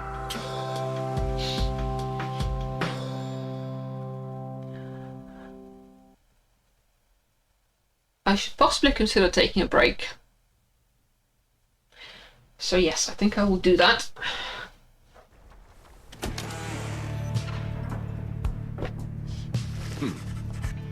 Yes. So, chat, I will be right back with more tea, and hopefully a slightly rested voice. But those of you who see ads will see ads for about 3 minutes, and those of you who don't get to hang out with the Snorlax. Yeah, I'll see you very soon.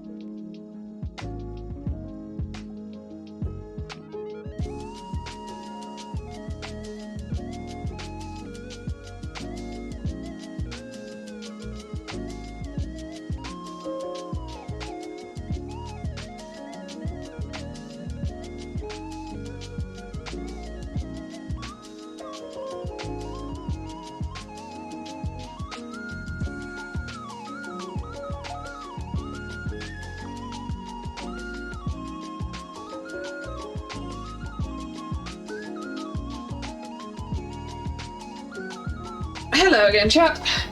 Excuse me while I reassemble the sofa. Right. Hey, chat, you know what? The cat just woke up.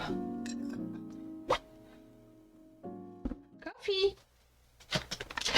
Coffee! Come up! Come say hi to the humans.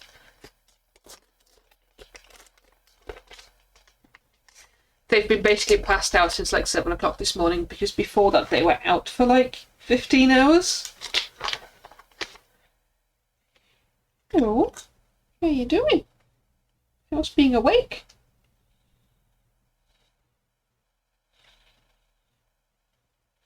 Should there be more dreamies?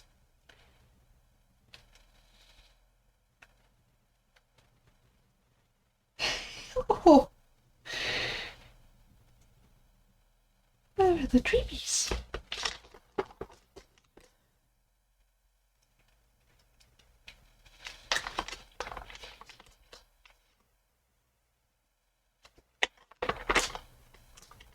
Okay, bye. All right. I have honey and lemon, although that's still too hot to drink.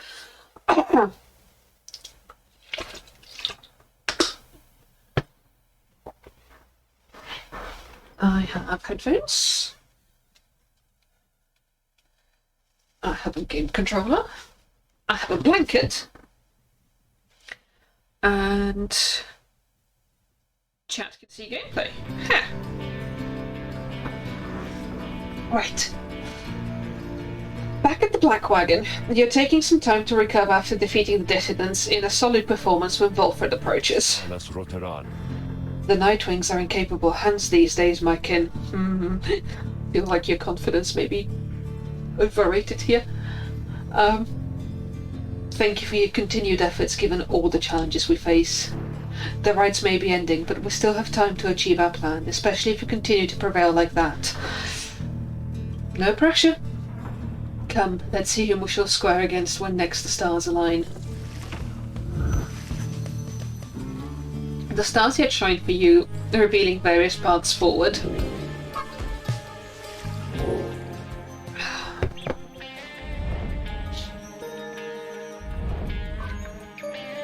Help, Ores, and Melody.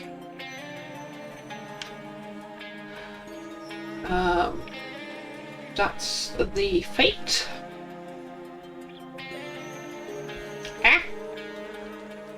That's the Tempers. And that's the Accusers. Okay, so we have dumped the Dissidents down. So right now we would be facing the Fate. In our liberation right. Be safe, cat, have good adventures. We could play the Fate, but that would just bring the Dissidents back up, I think.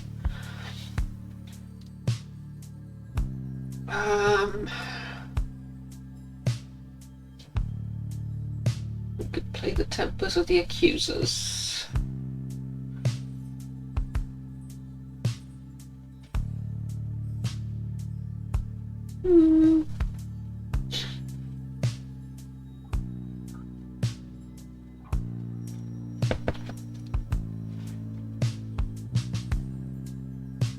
Let's go with the Accusers, I think. For no particular reason.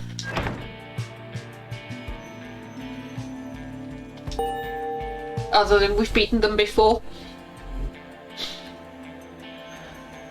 Alright, in that case I probably also want to try and remember to swap out Volfred's talisman, because I don't think that the aura casting thing works with him very well. The stars reveal to you a path towards the Pit of Milady, where the ride shall soon continue. Come morning, your travel shall continue. For now, everyone needs rest.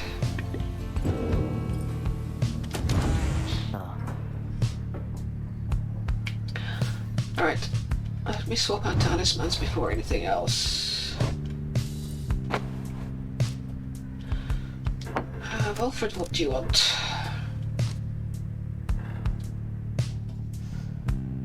Returns faster. +3 hope.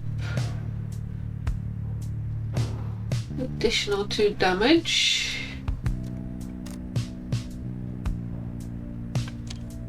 I think I might just go with the additional 2 damage. Also, luckily, our debuff on glory is now over. Oh, good.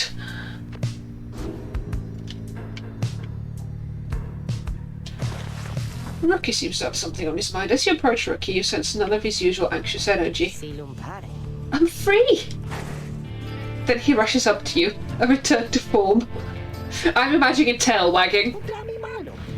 I mean, I know I'm not. I'm stuck down here with all the rest of you. It's like, I finally got to set aside this giant bag of rocks I've been carrying around. Know what I mean? Want to say thanks, chum, for giving me a hand with the little situation between myself and Barker. I don't think I would have had it in me to stand up to him, unless I knew the others had my back. Now at least old Mama Greentail won't get any trouble from him on the other side.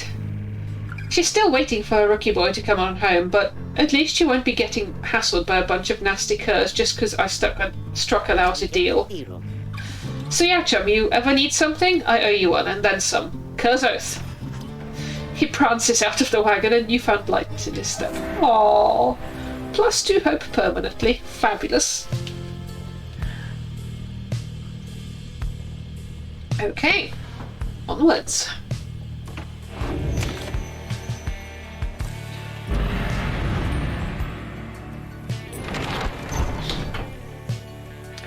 And take off.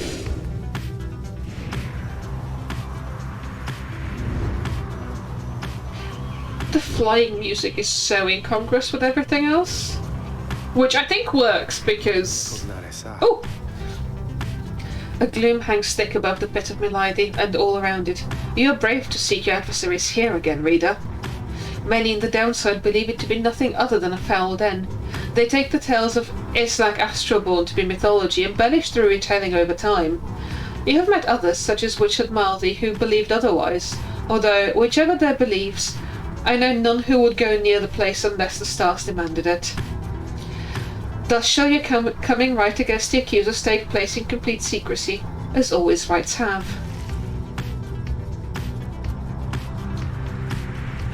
Okay. So we can... Rookie spots a convenient landing here where you should be able to pursue your vocations. Or... Oh. Teaser seems enthusiastic about the prospect of taking this route. Or Zay suspects you may find something of value along this route. I'm gonna go with vocations.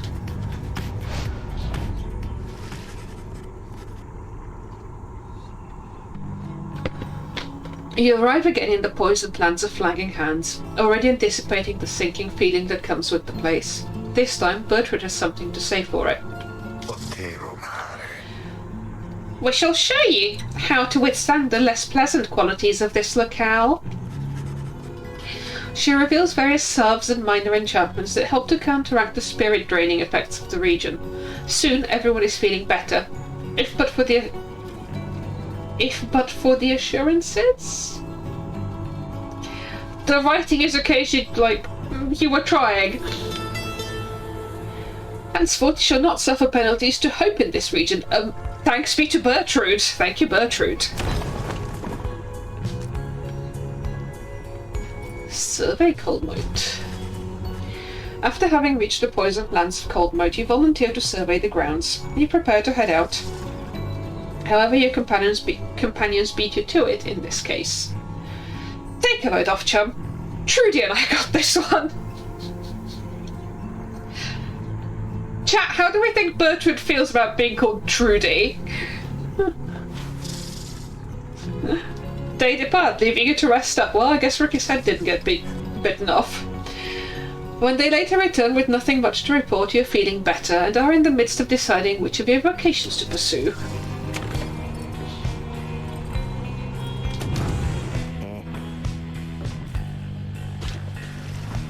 You find Rookie having just put back his Greentail family portrait. There is something of a wistful look in his eyes. Aww. Then something comes over him and he moves in close, lowering his voice. Sentam. Look, chum, I gotta level with you about something here real quick. Truth is that I haven't been entirely upfront with you about my family situation. He hesitates a while, then... Questa volunteer. We ain't exactly quite as rich as I've been letting on. I mean, we do just fine, and we got lots of money stored away. It's just mostly locked up in savings bonds, and... He seems to catch himself in the middle of another tall tale and relents before he can respond one way or another. Sentam.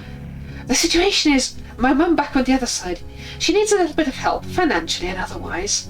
All she's got now are my knuckle-headed uncles to keep her steady. Always told her I'd make something of myself, you know. I was just a clerk in her shop. Things started getting tough for us, so I started looking for all kinds of different work. Rookie, what now, yeah, quite. Got in with some unseemly sorts, I guess, but the pay was real good. We took to shipping certain types of stuff down here, of all places, flushing it straight down the river watertight. The pay was right. Mum was so proud of me. We were eating real good all the time. But you can probably guess what happened. I barely scraped by after they flushed me down here. Would have been food for a bunch of howlers had Jodie not bailed me out of a tough spot on one fine evening. As for my mum, she doesn't know the half of it. My uncle's told her I'm away on business. Not entirely untrue, I guess, but if she knew, it'd break her poor heart. So, don't know how else to put this, chum, but I want to get out of here. Get back to what I was doing back home. On the straight and narrow, though. I'd go straight this time for sure. Just don't go telling everybody that old Rookie Greentail's got is just a mama's boy, okay? I got a certain reputation to uphold. As long as you're on board with the revolution, that this is all fine. He quickly scampers out the door. His past has been weighing heavily on him, but he says he was sincere about wishing to lead an honest life. No honest life for revolutionaries. Alright.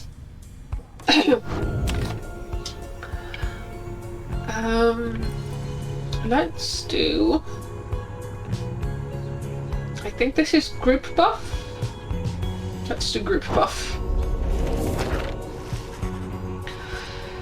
Despite your growing knowledge of the Book of Rites, you yet struggle to grasp certain aspects of its teachings. Through greater understanding comes the reader's influence. We still can't do anything about fundamental purpose. Quickness or presence?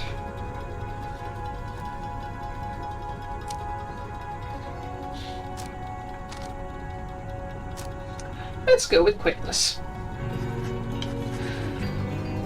The 8 scribes who composed the book, their influence and their experience spreads through the pages into the willing reader's deepest consciousness. Inspiration comes to you in a flash, whether from the book or from within, you cannot tell. You gained reader's influence celerity. Woohoo! I think that's +1 quickness for everyone.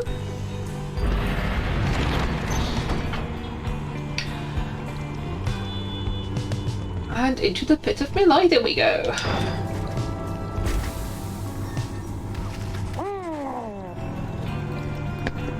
A messenger imp appears before you in the muddy blackness of flagging hands, bearing news and rumours from the other side.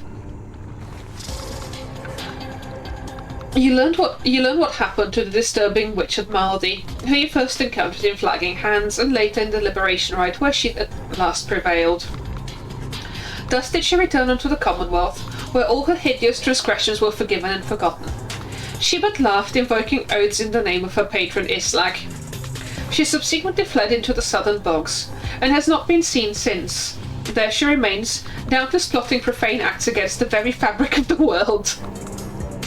As for the exiles of her triumvirate, the withdrawn after delivering their mastery, they disperse to aid her in whatever she intends on next.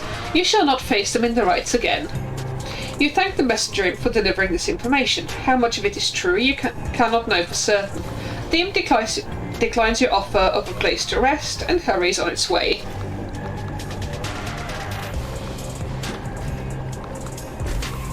I'm vaguely expecting a freeing on Maldi to have bigger repercussions, but I guess we'll find out. Sempre foi. Hey guys, always nice to see some more customers because, you know, I don't always get too much around here and sometimes it gets kind of lonely here, I guess. Ooh. I should use these bottles at some point. I should possibly use them for the Liberation Rite and therefore I should probably buy them in preparation for the Liberation Rite.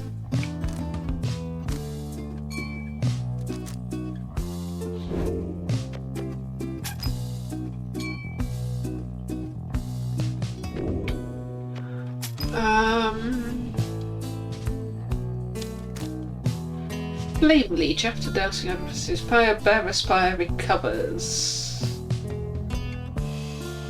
I can't afford that.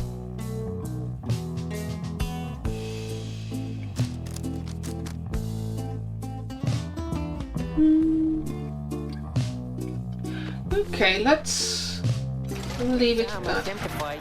You guys take care, okay? And thanks for doing business. Okay, let's do this. Oh, excuse me. Excuse me, chat. Oops.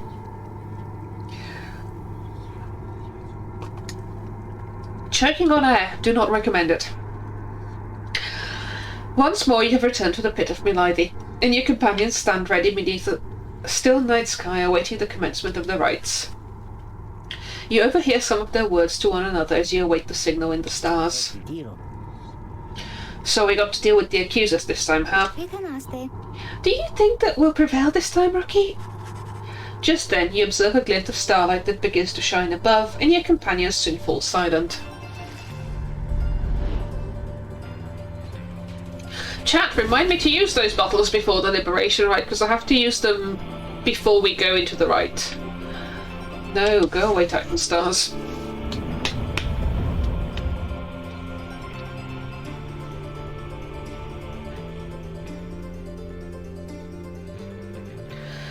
I should possibly also consider powering up some of my talismans. The stars align, you exiles of the Night Wings. He hates The us. scribes summon you to the pit of Milith. Your adversaries in the rites this eve shall be the accusers. Snuff out their pious flame and show your worth. Now, prepare yourselves. Okay. You. We're ready for you, Nightwings. Come, accusers, let us crush them and be done here quickly. Okay, what Be this time. What I want to know is who they've got. They have 2 demons. And a nomad.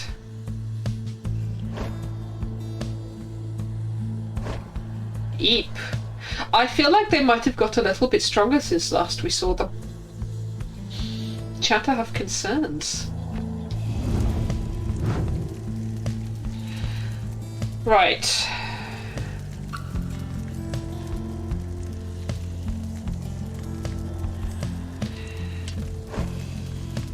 Sir Gilman. Sir Gilman.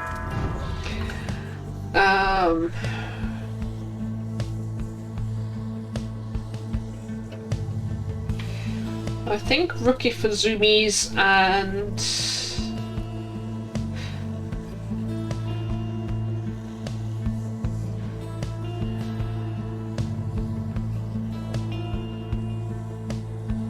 two demons is easy, play a fast casting character and just banish them for 1 trillion eons. Okay. In which case that answers my question. We go with zoomies. Rookie. And Zay. Zay, Shiru-sama? it is done. Okay, I think I'm ready. Kaparasta Noxalas. Come then, Nightwings. We're prepared for you.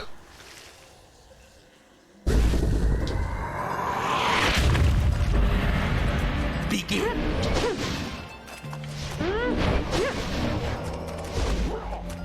A swift recovery. No! An inauspicious start. So it is.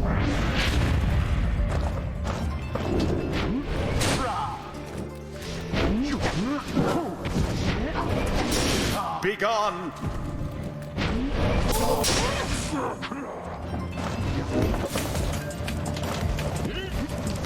Two! Orb engulfed in fire.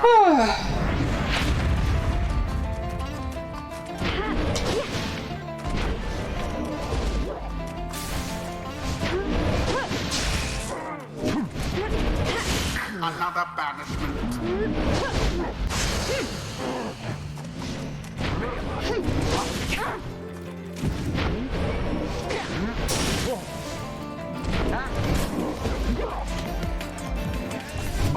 Oops! Dang! Too bad.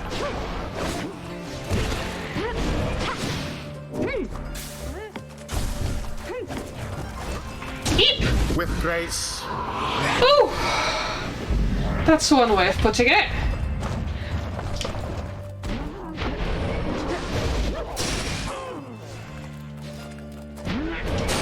Well cast.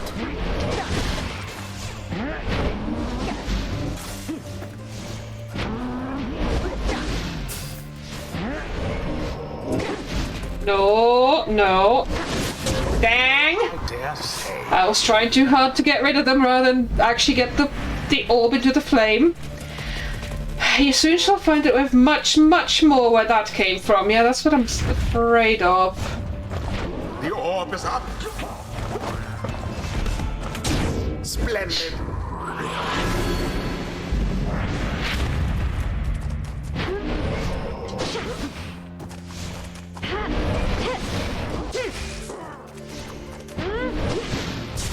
Alas for Lendl.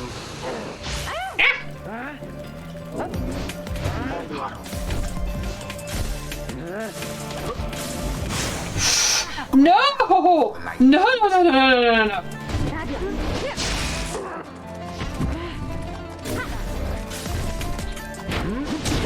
Yes.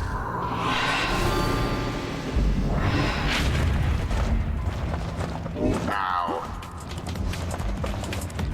Nope. Oh, just zoom. Just zoom. Just zoom. Beneath Dang. contempt.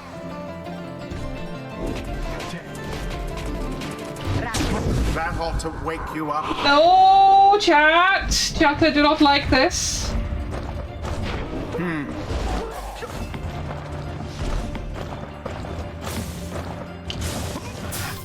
F.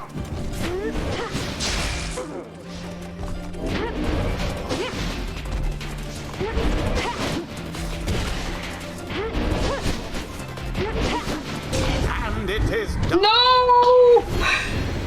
The accuser prevails.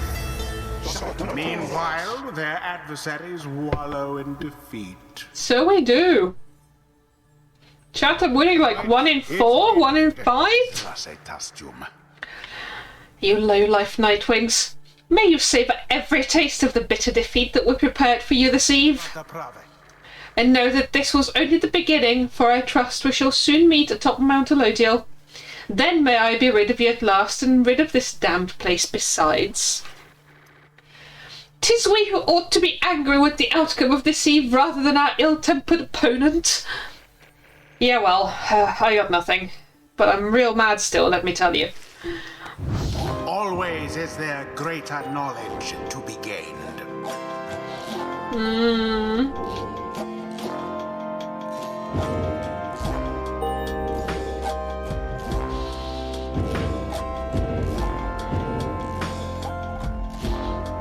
Until the stars align. I perhaps... Well...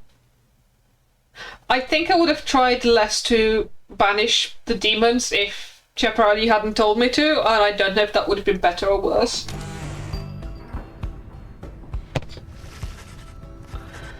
After you succumb to the accusers in your latest rite, there is little time for you to rest, as yet. The night beckons, and the next rite reveals itself to be a vital one. It is already time, reader. Come see for yourself. The coldness of the season now presents to us another chance. He heads out straight away, and you follow in turn. Indeed, among the remaining stars you see one with which you're familiar, now burns ever brightly. The path to freedom is laid bare before you.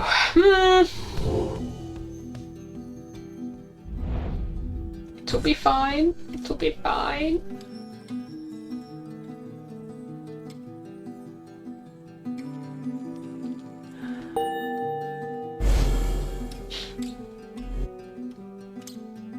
Right. I need to use my bottles. I need to work out who we're actually facing. Already are the Nightwings summoned back to Mount Elodiel. Picture the rites as a wheel broken free from the Black Wagon. It is turning uncontrollably and soon shall reach a sudden stop. We should have several chances left for someone to go free, either us or else adversaries, but not both. What is at stake each time is further complicated now, I must admit, knowing we have so few opportunities remaining. Those whom we sent back into the Commonwealth, should our plans somehow fail, they may look back upon their exile with fondness. So returning to the Commonwealth is not inherently a mercy, I don't think. Moreover, there are also those among us whom we count on to prevail in the rights. We need them on the Nightwings just as much as we need them in the Commonwealth. We cannot simply grow our numbers here, given the circumstances. And so, who stays, who goes, these choices affect us all. Don't tell me. No pressure there, my kin. Now, I don't know about you, but I shall go and take my leave for now. Let's set forth again at daybreak. Right, let's go look at who the hecking heck. Yeah, definitely the Fate. I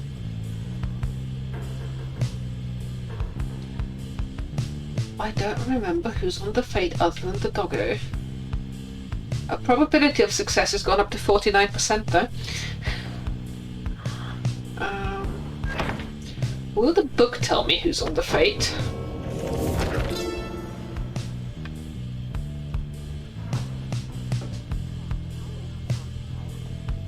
Right. Oh. The Dissidents. Fire Hearts. Chastity. No, it won't. F.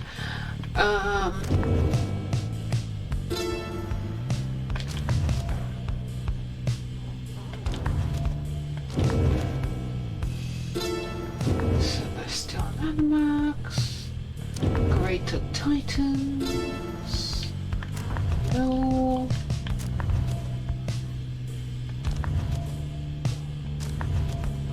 Remember, it's the Fate?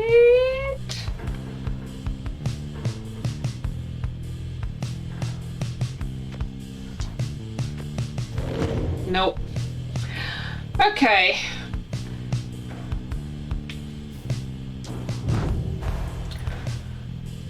So I guess we still want to know who to liberate. Sorry, Rookie, but we need you because you're Zumi. I still think we try with Hedwyn, which means Hedwyn gets all of the drugs if I work out how to give him drugs. Well, +4 presence, +4 quickness. Let's see how this works. Yes. Okay. Any more presents? Nah, let's leave that at that. I don't think presence helps with Sir Gilman, but it might help with Rookie.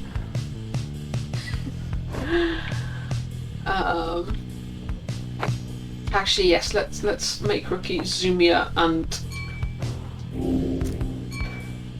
bigger.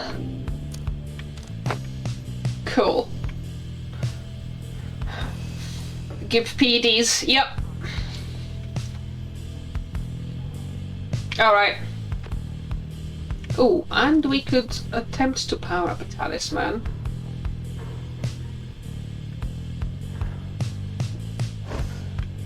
Tell you what. If I do this. Yes! Make a starting pyre bigger! And I might... Oh, wait, did that work? Yes. Wait, we have more. We have more stardust. Oh, no, we can't do that anymore. Presume because that's it. Oh yeah, that's rank 20 now. Is there anything else that we could make bigger? Power casts his aura with greater ease and gains infinite stamina on hit for 2 seconds. 3.25 seconds, let's do that. And we might actually see if we can buy more stardust. And maybe sell some of this nonsense. Cool, good. Success-ish.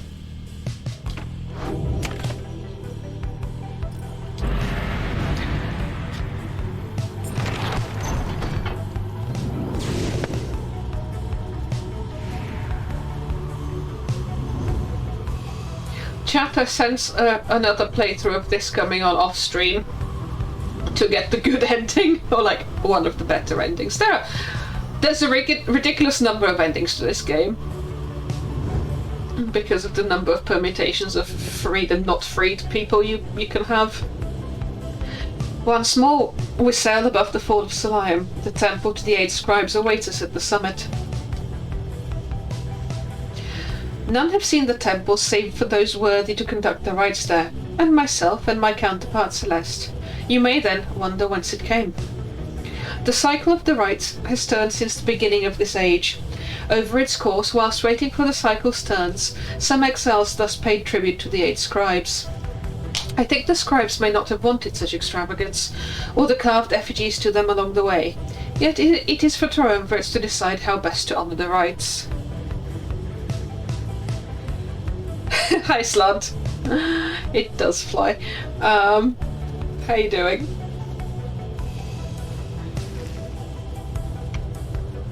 Right. Where do we land? Emperor's Fall.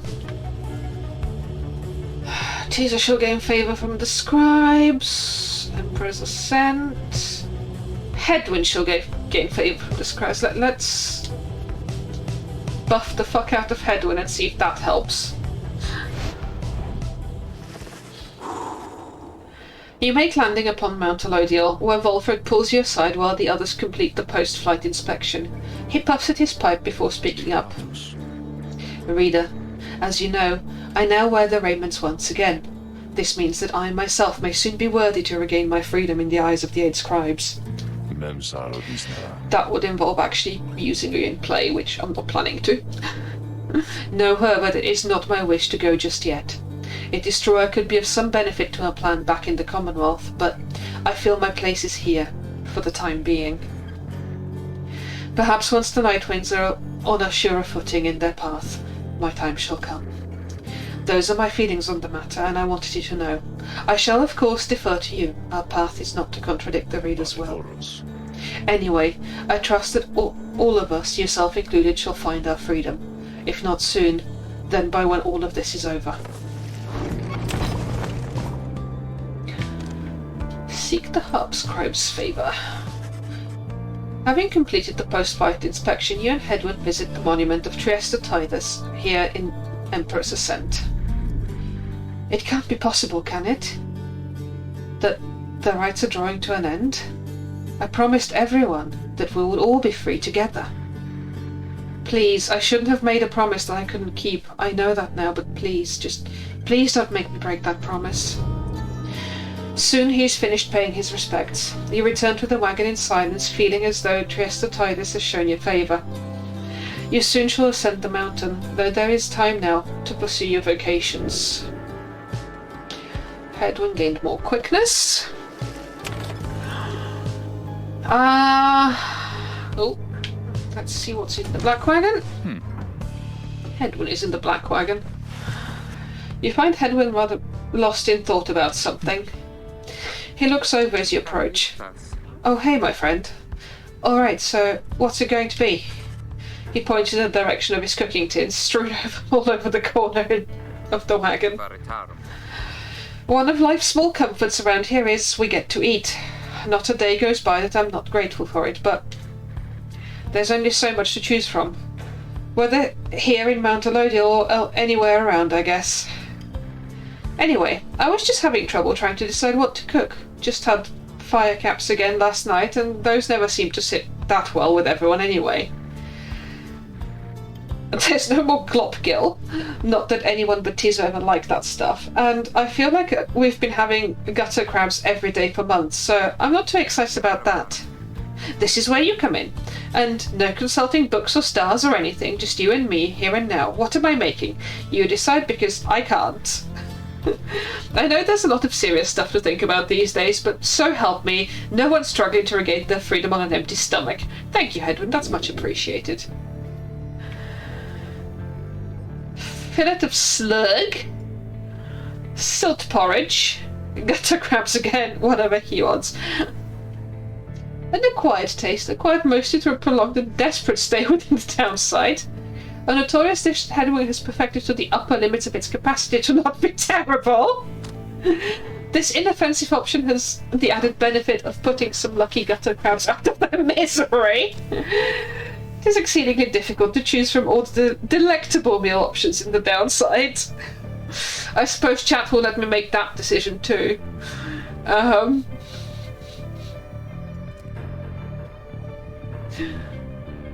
I think definitely not gutter crabs and definitely not let Hedwin decide because he's asked us to help.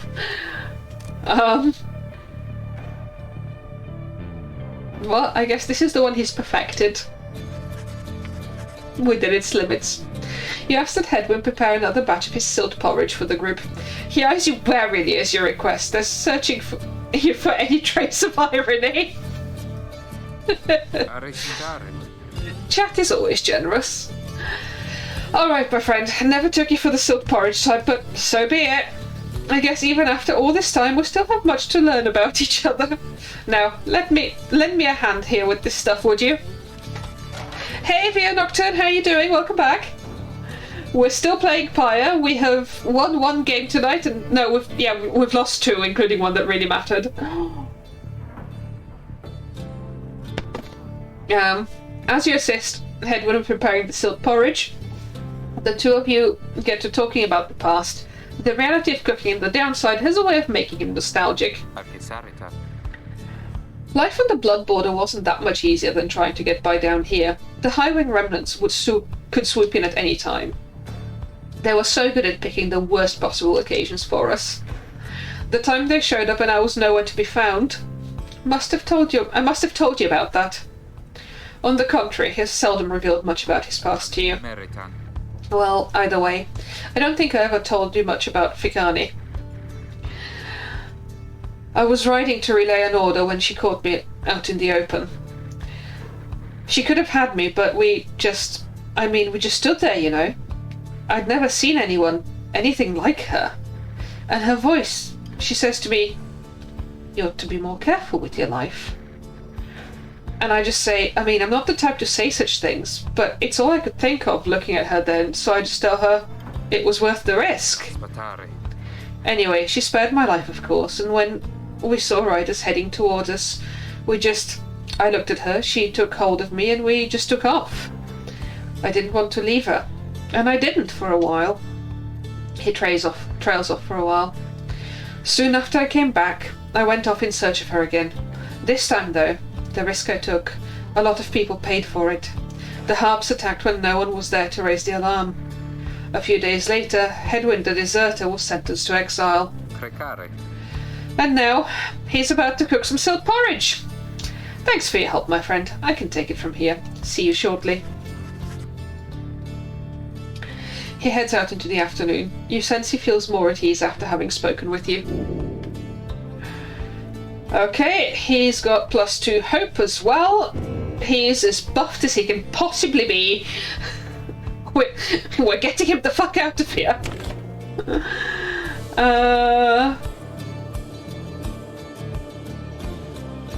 I don't know that mentoring him individually would actually help him level up.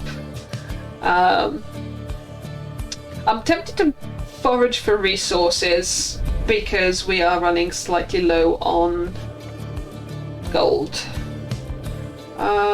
You sense a potent serum here? You sense something Falcon Run values here. Right, let's do that. Ooh. Gold allodial value 83 gold. Fabulous.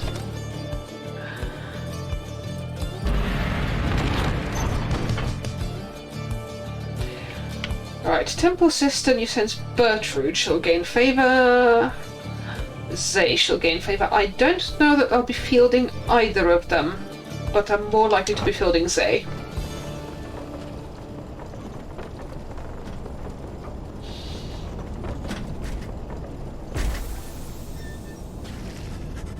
En route to the mountaintop, you pass by a monument to Lusclorian, and Zay happens to take notice.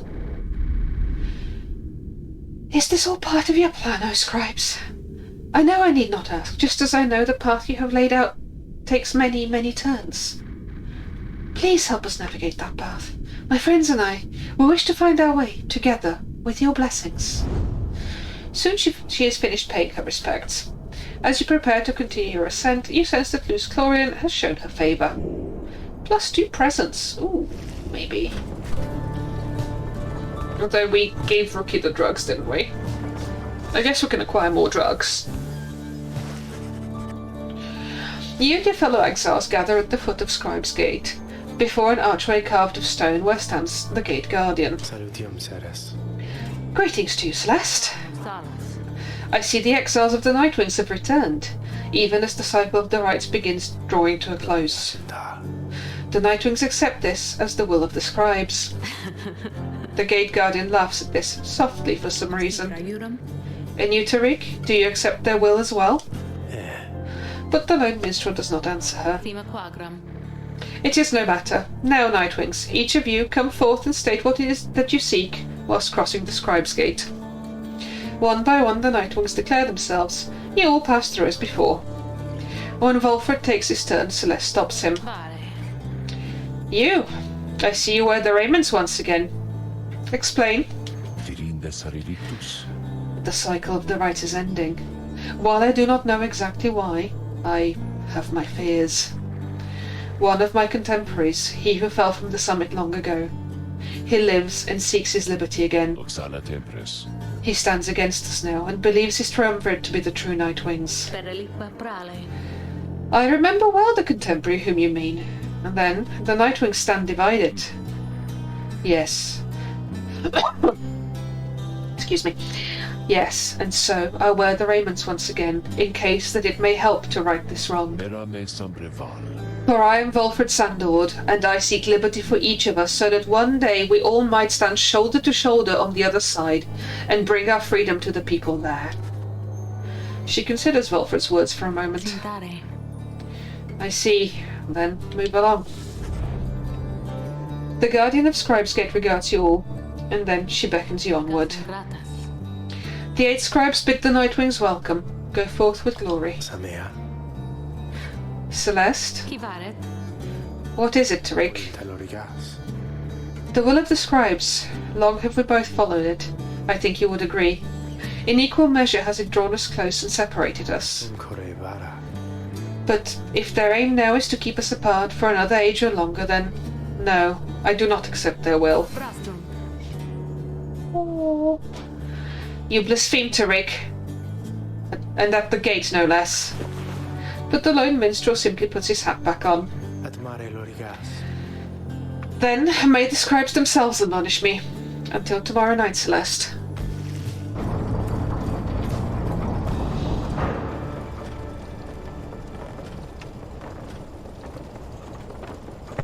Alright. Only some souls and the revolution at stake. Everything is fine. Having reached the peak of Mount Elodil again, you cannot help but reflect on whether one of your companions may go free this night, or remain stranded in the downside as headwinded after last time. let's engage in some commerce first. Hey guys, so like, I don't know what's going on up there with all them stars all acting real weird and stuff, but let me tell you something here. You ain't gonna find a better deal with all of this stuff from anybody. I mean, anybody in the downside. You can just trust me when I tell you that, okay? So, go ahead, stock up. Ooh, more bottles. Fortified Sun Serum. Permanently grants +1 hope. Ooh, permanently grants +1 hope. Actually, let's sell our thing first.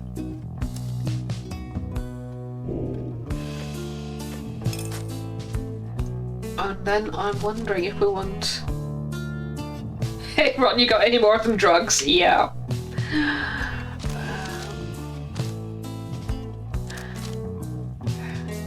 There's drugs, there's stardust. I don't think I want any talismans. Do I want to sell any of these things actually?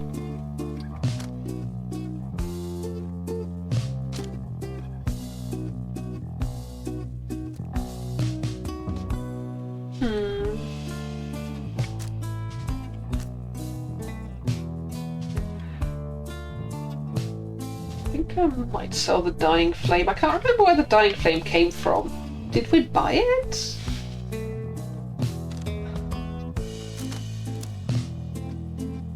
+2, +2. This is really expensive. +2, +2, +4, +3. I guess my expectations for Stardust cost were set inappropriately low.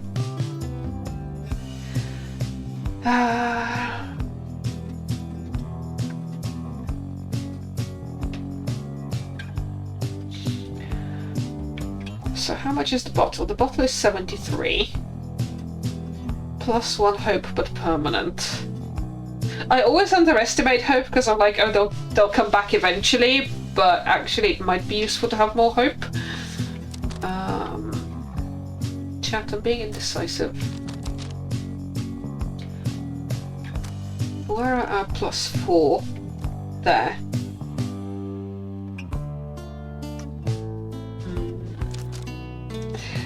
Alright, get us the Sun Serum. And then let's get 2 +4 talisman power-ups. Maybe even a +5. No, we'll stick with the +4s for now.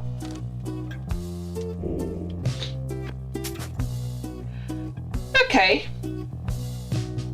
This is fine.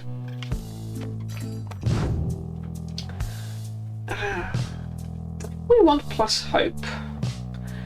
I'm tempted to give that to Sir Gilman.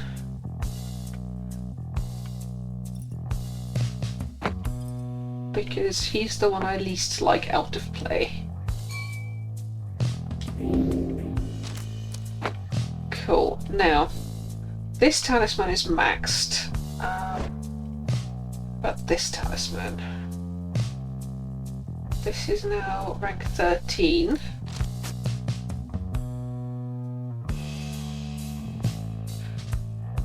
Infinite stamina on hit for 4.25 seconds. I think that is worth it.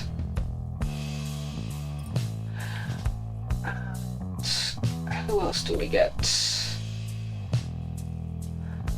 Who was I going to take in there? Probably Rookie. Actually, Zay got buffed quite a bit. She's relatively zoomy. Okay, zoomier.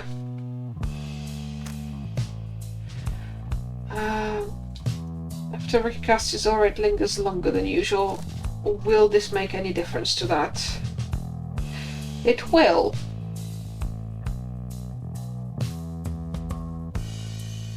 Let's. Alright, well, that's all of our drugs taken. Powder snorted. You guys have a good day out there. Right. Volfred looks up as you approach and smiles. I never thought that I would say such things, my kin, but it is good to wear the raiments in the rites once more. The march of time does have a way of healing certain hurts. Besides, the Nightwings of today, we're a very different beast than the triumvirate which took me in almost a decade ago. I actually find it really hard to work out what the timeline is, because obviously all of the current Nightwings would have been exiled within a humanish lifespan, but I also keep, like, the whole Sarah, a very grumpy dominatrix in the Crystal. She's been here for 1,000 years, and so for some reason I keep getting confused by that.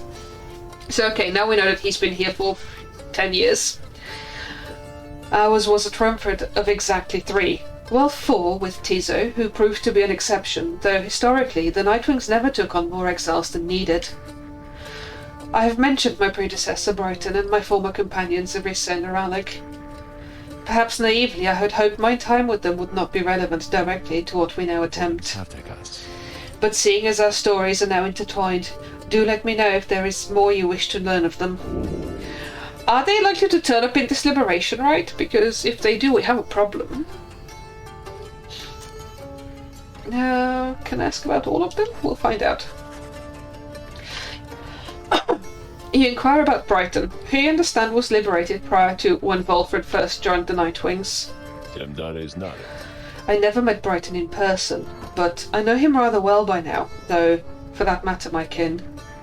So do you. He studies your reaction for a moment, then... Brighton was born wealthy, but not special otherwise. You would have no reason to have heard of him. He was exiled for negligent misconduct. I do not know exactly why, and do not care for spreading rumours. I first heard of him through Arissa and Oraluk, who found in me a suitable replacement following his liberation. They spoke little of him. Oraluk gave the impression they did not see eye to eye, but he assured me I soon would hear from him myself. Indeed, as I became accustomed to the book which you now know well by now, I soon began to hear the voice. Volfred looks at you, as if to see if you yet take his meaning. You see, my kin, after Brighton's liberation, he assumed a new identity within the Commonwealth, and a new responsibility to the triumvirate which liberated him. That voice you hear from time to time, whensoever the stars align, it's his.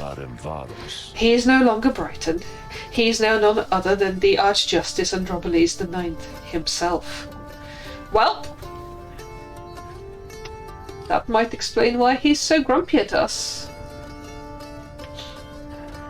Also, that makes him a cop. Liberated exiles retain certain burdens to their own old triumvirates. They have much to thank them for, not just their freedom, but their exalted status in the Commonwealth. The theocratic rulers of the Commonwealth, they do not wear masks and raiment simply for the sake of ceremony. They are not who they appear to be.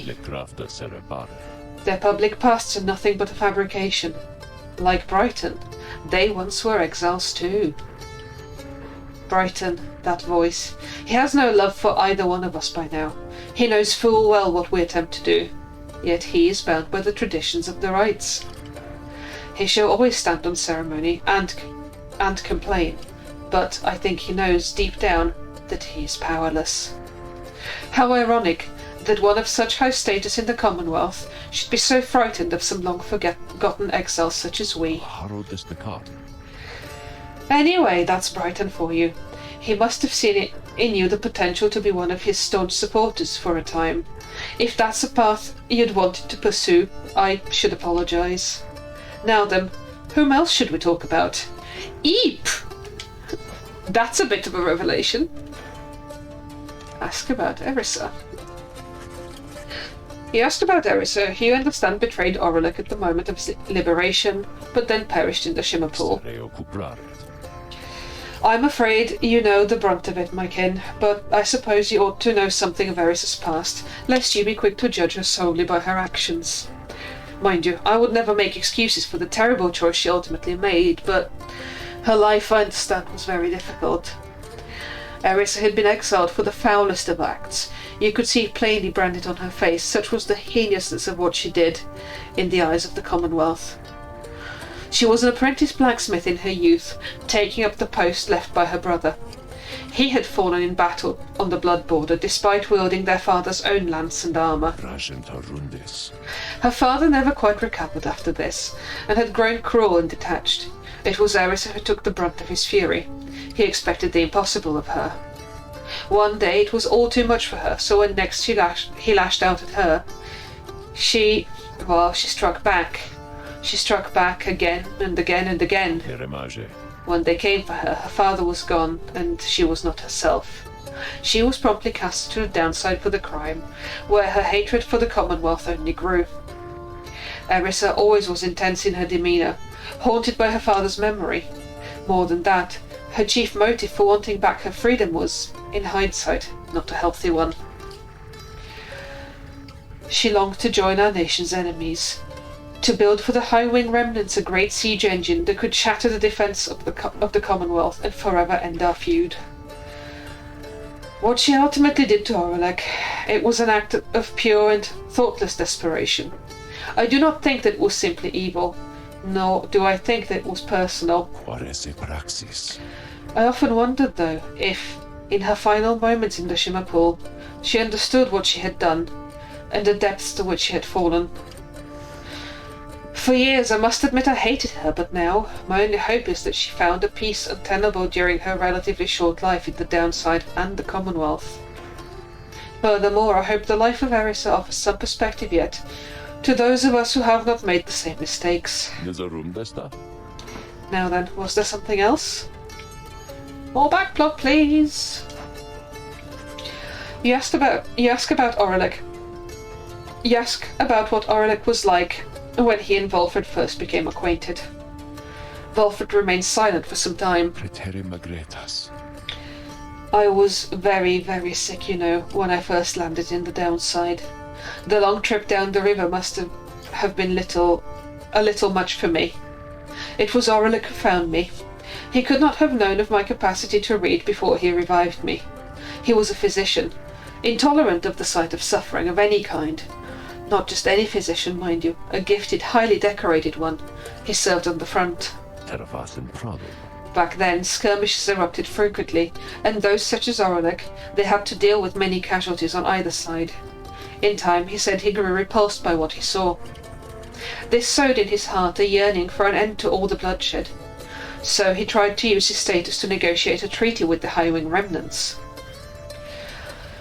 It must have gone about how you'd expect. He was given direct orders to return to the front, but when he refused to soil his hands again, they cast him to the Downside. Here he gained the notice of the Nightwings, and before long he grew to be one of the finest rites conductors anyone had ever seen. He was instrumental in the liberation of his companions, whose roles in the Triumvirate were later filled by Erisa and me. In time, Oralek's own opportunity for freedom had come up.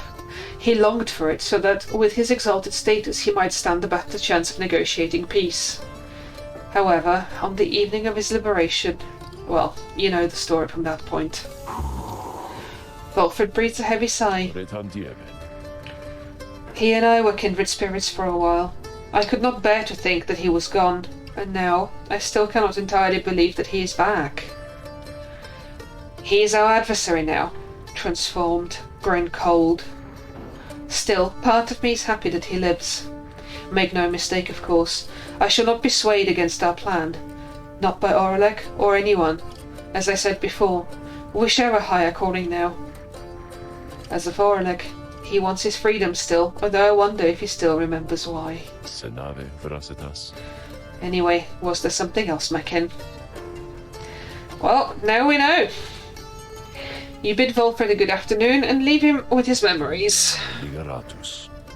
My pleasure, reader.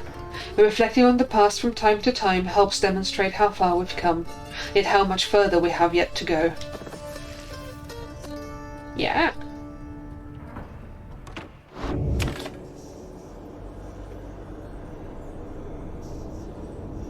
So, you exile criminals, you have them do sports, and then you make them your leaders. But by that point they're probably corrupt, which is how you end up with this nonsense.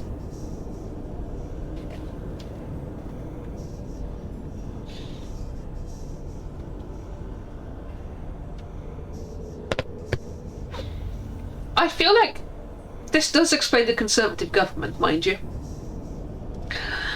Anyway. We have shopped. We have taken our drugs. Let's sports ball.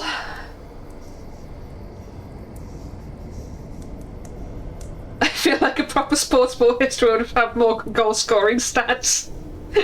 Feel free to write the fanfic, Slant. Once more you have gained the Fall of Solium, where one among you may go free, but first you shall have to prevail against the fate in the liberation rite.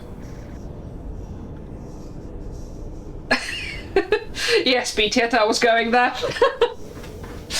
Oh dear. So, Rishi Sunak's wife? Anyway, reader, your companions are gathered here under the fall. They shall be counting on you. Indeed, as the cycle of the rites turns ever faster, so too is our plan set in motion. Majors in the Commonwealth are beginning to cause a bit of a stir out there, and word has reached high places that the rites are ending. This is our chance, though let us not despair should victory elude us here. We shall make the most of whatever the scribes may have in store for us. That is to say, good luck, my kin. It's time. Right, let's get Hedwyn out of here. We can do this.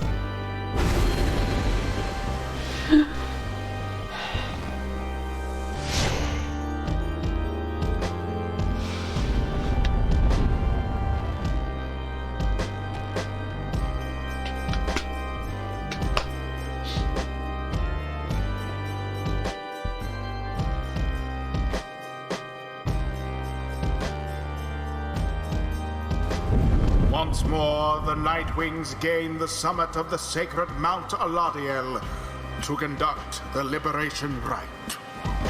Even as the stars themselves abandon you. Make good upon these final opportunities, reader. This glorious age-old tradition coming to an end upon your watch. I trust the fate your adversaries shall not throw away this chance. Choose now who may go free, should they unfortunately fail. The pyres burn, and each of the triumvirates is present and prepared. I concur, the pyres burn, and each of the triumvirates is present and prepared. Then, anointed one of the Fate, come forth now and declare yourself, and pay any respects you have unto your adversaries, the Nightwings. Do we know who voices the voice? Is it Darren Korb? By do you know, I mean chat, can you please Google for me? The bent-old cur Delbert steps forward and struggles for a moment with his mask.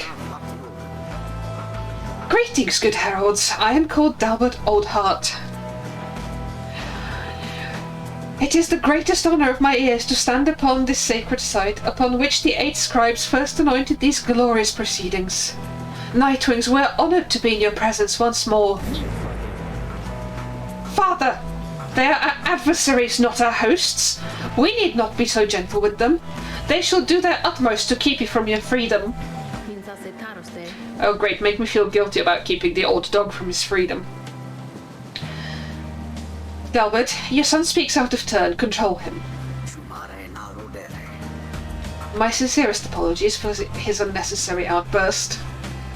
Alma, please. We have worked towards this opportunity and we must make the most of it. He puts his mask back on. My son and I stand ready to begin.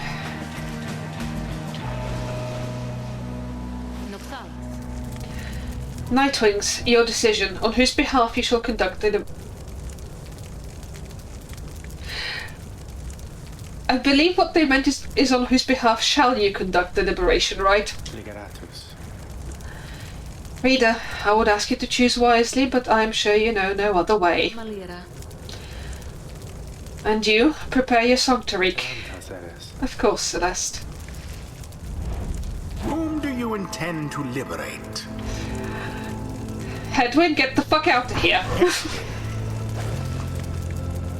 You'd give me another shot at this? Who shall strive for him? Okay. who's over here? We have a doggo, a savage, and a nomad.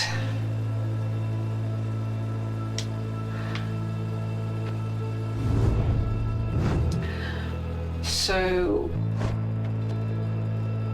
Sir Gilman. Sir Gilman. Good Hedwyn. This time, this night shall set you free. I fucking hope so. And...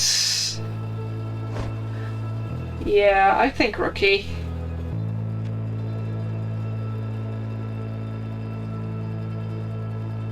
We fed Ricky the drugs, didn't we?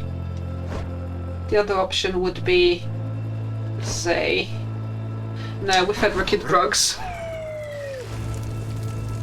You might have to reach credits to find out the voice. You're not gonna Google for me.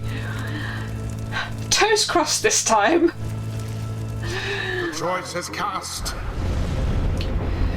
We give thanks to have this opportunity to face you, O Nightwings. Now let us strive to our fullest capability with honour and with grace. Save your strength for the right, Father, and for the voyage home. Let this be a final battle against them.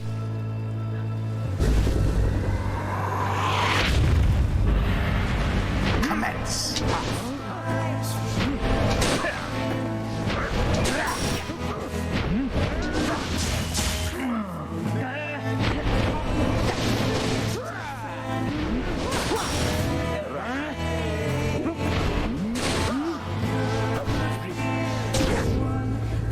Woohoo!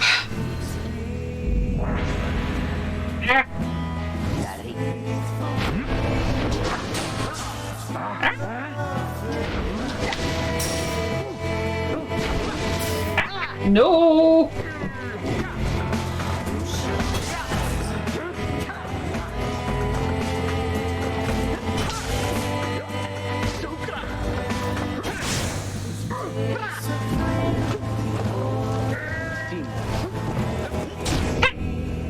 Okay.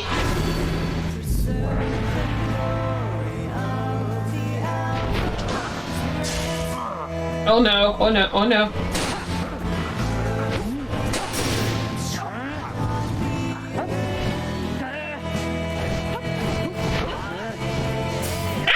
No!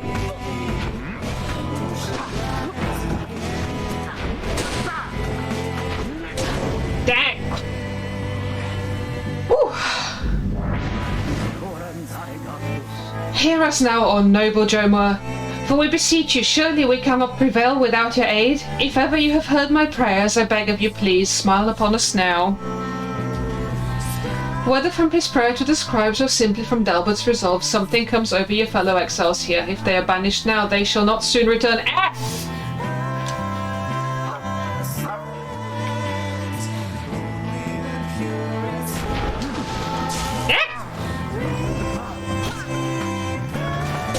No!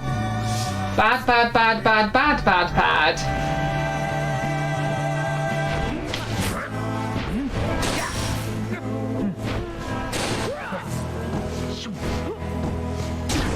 Okay. Chat, I'm having to restrain myself from singing because I really like this song.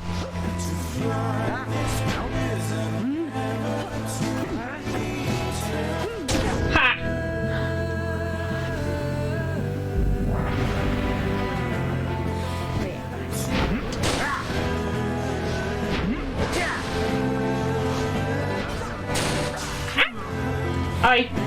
That was the wrong button.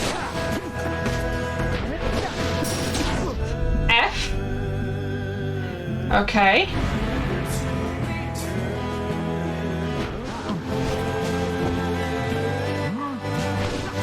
No! No, no, no, no, no, no. The orb.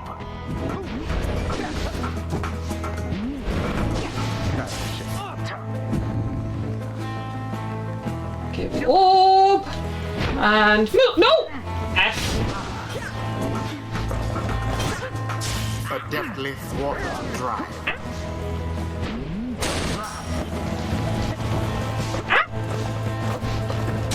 Sir Gilman plunges into the fire. Good job, Sir Gilman. Now go on just once more.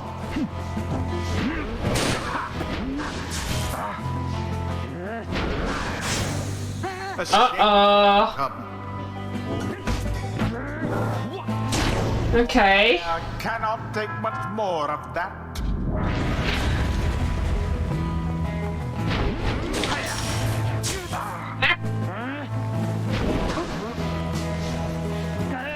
Come on, Rook, I believe in you! Into the pyre you go. There it is, at last. Woo! Fucking finally! Things proved their worth. Rather convincingly, Oh yes, I know who Logan Cunningham is. You know, I mean, I forgot IMDb had pages for video games. Thus ends the liberation rite. And thus, the scribes have chosen the exile appointed by the Night Wings shall be free. Absolved of all misdeeds. Return to glory in the Commonwealth. His adversary and all others shall remain to carry out their rightful sentences. Woo! We did the thing! Alas, my son, once more it seems that I have failed you. Father, wait. What good is freedom to us anyway, if we would be apart?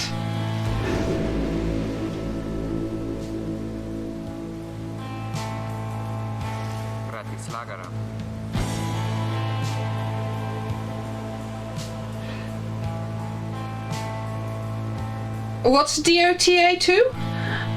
Because I know what Bastion Announcer is, I'll explain in a sec. We did it! But then, I guess that means I have to go. I broke my vow to them, that we would all go free together. Reader, my friend, why would you do this? Will you ever forgive me? Dude, just go! Go and make revolution happen! Vikani, wait for me. Wait for me. He remained silent for a moment longer, then... Listen to me, all of you. I will not forget this. If there is anything at all that I can do back in the other side to help the rest of you, then I'm going to find it and I'm going to do it.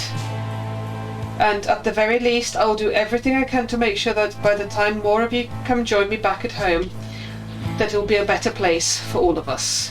Good! Look, I don't have long now, so just thank you, all of you. I won't forget this. Then he plunges out of sight into the shimmer pool. His voice is audible but growing faint. It's happening. Goodbye, my friends. Reader, everyone, goodbye. Until we see each other. Hedwyn earned back his freedom! May he return in glory. Godspeed, Hedwyn. The 8 scribes are watching from afar. By their grace, may the cycle of the rites keep turning for as long as possible. Wood! We did the thing! Woohoo! This knight is the epitome of indomitable spirit. He has achieved the culmination of his training. How wonderful a feeling having nothing left to learn, Master Reader. Nothing whatsoever. This knight highly recommends it. Amazing. For 10 seconds after banishing an adversary, Sir Gilman deals an additional 10 damage to the pyre. Or after banishes an adversary, one of the banished allies shall instantly return.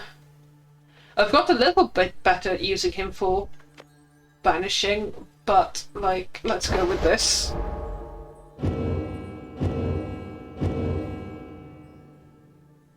Woohoo! League of Legends style game, I believe. That may well predate League of Legends. The 8 scribes gave their freedom, so that we may yet have ours. Father, wait! Calm yourself, my son. The liberation rite is ended. But No, how can you be so calm, even now, after what happened? Did you strive this night with all your heart, Alma? Yes, but it was not enough. It was not enough. No, my son. It was enough. It was more than enough. Father. Sorry I bullied you, doggo. So... Logan Cunningham is one of the actual permanent Supergiant team.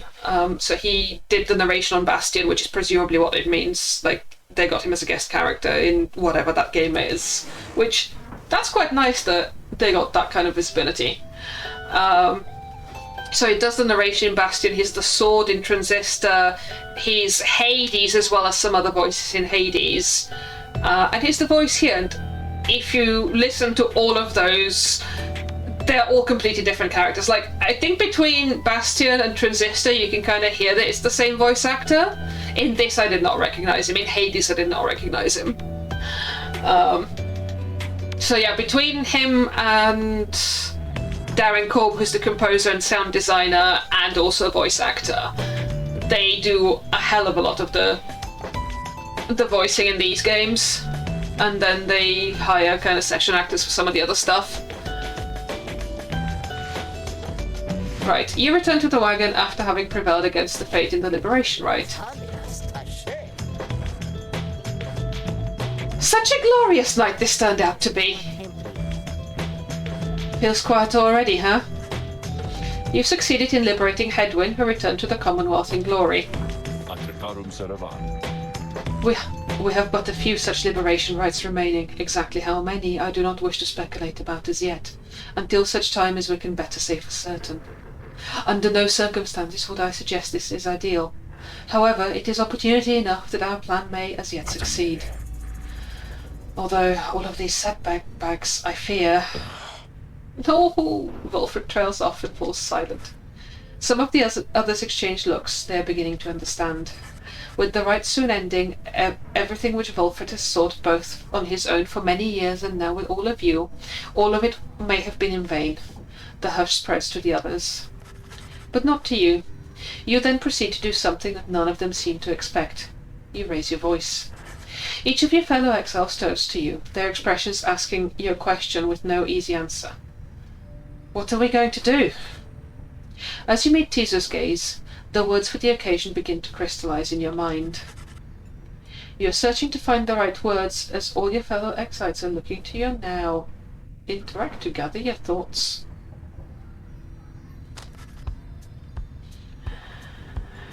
You tell them that you'll have You tell them that you all have stood together time after time throughout this quest, and are now poised to seize upon the glorious opportunity.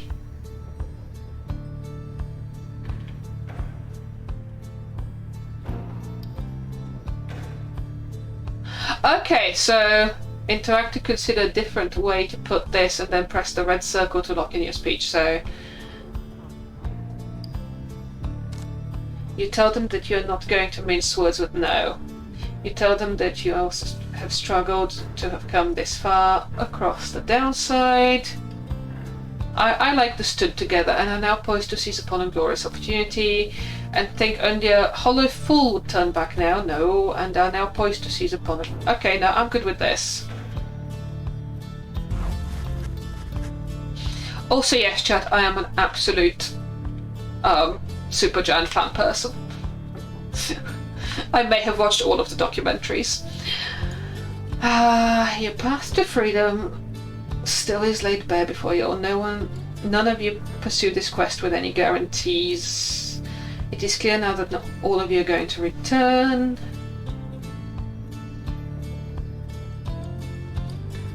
I kind of want to be honest about there being no guarantees.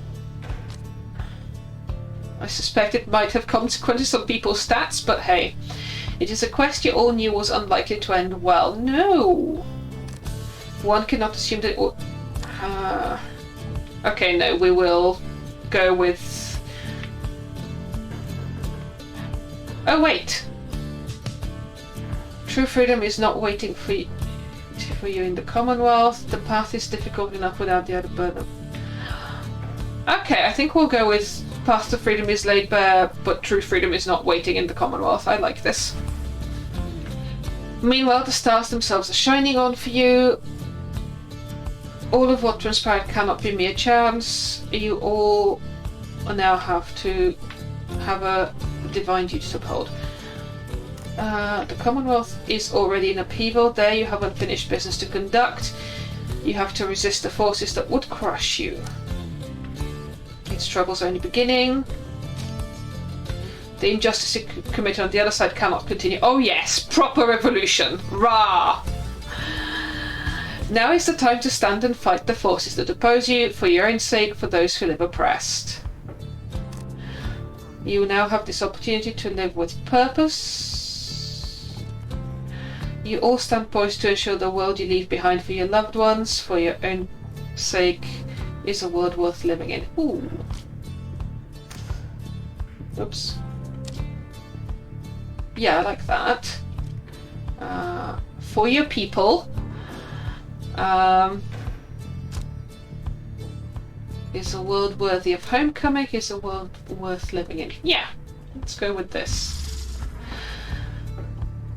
If you can believe any of this, if you cannot see the merit in this quest, or when you look at it that way, then believe above all in each other. Believe that you may yet prevail together. Yes. Look at me doing motivational speaking. After a brief period of reflection, you share one last sentiment with the group. Let us stand together now and always. Mere distance cannot separate our spirits. The stars have not vanished, they have joined us. Ooh, I like that. Let us bring about the harmony envisioned by the 8 scribes. I'm not entirely convinced the scribes are any good. The people of the Commonwealth need us as we need one another. The stars have not vanished, they have joined us. Then you join the others in silence. Thus do you remain together with your thoughts. No one speaks for a time, but then... You see them too then, reader. The scribes among the stars. How they are watching over us. You truly believe that your Commonwealth can change its way then, reader darling? I suppose that I may yet come to believe it too. Thou wouldst dare to change this ancient world, reading one? And yet, thy words are tinged with certain truths. Scream! 'Tis a vow to stand with you no matter where your quest shall lead. May long the stars remain the light for you, reader. All the while, Wolfram remains watching you intently. Then his expression softens and he smiles. You are right, of course, my kin. We are the Nightwings. It is precisely as you said. The stars have not vanished. They have joined us. Lead us then, reader, to the end of our quest, and the dawn of a new age for all our kin. Everyone, for the Nightwings! For the Nightwings! They stand with you no matter what. They await the outcome of your vision of the stars, which burn with renewed fury because now the last rites beckon. Eep! +1 hope permanently. The stars above now burn with what appears a desperate fury, many more of them than usual. Your path is yours to choose amid a myriad of stars. Look upon them all. Oh no, decisions. I am aware that I need to be wrapping the stream up fairly soon, but also I want to get to an autosave point, and this is also quite a nice bit to end on. The stars of the 8 scribes, they shine together, now as one. The lone minstrel draws breath, as though surprised by what he sees. He backs away and averts his eyes. This is another sign the rites are soon to cease. Few chances yet remain to confront the adversaries you have met during your journey. Right, Volfred's planner says, hey, probability of success over 50%, go us. Rights till next liberation 2, and liberation rights remaining we don't know, but probably more than 1. Exiles liberated 2.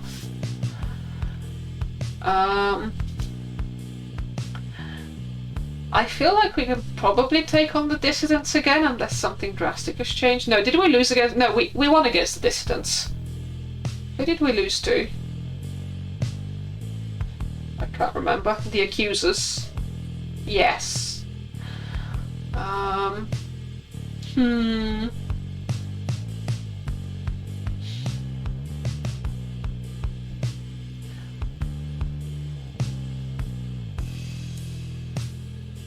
I feel like playing against the dissidents in the next liberation, right? So I guess we want to keep everybody below them down. So play the chastity if we can.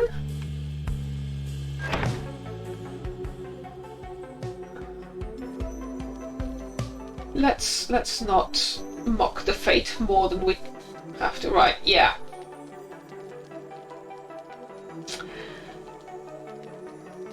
We have so far won against the chastity. Let's play against the chastity. Give autosave? I see it's time we met again with Manly and the chastity. We can make for the Isle of Kelma at first light, my kin. Let us recover through the night for now. It is too late to do much else. Yay! Autosave, fabulous. I will do one thing. Which is that I will leave you. Let's see if we can make a song happen.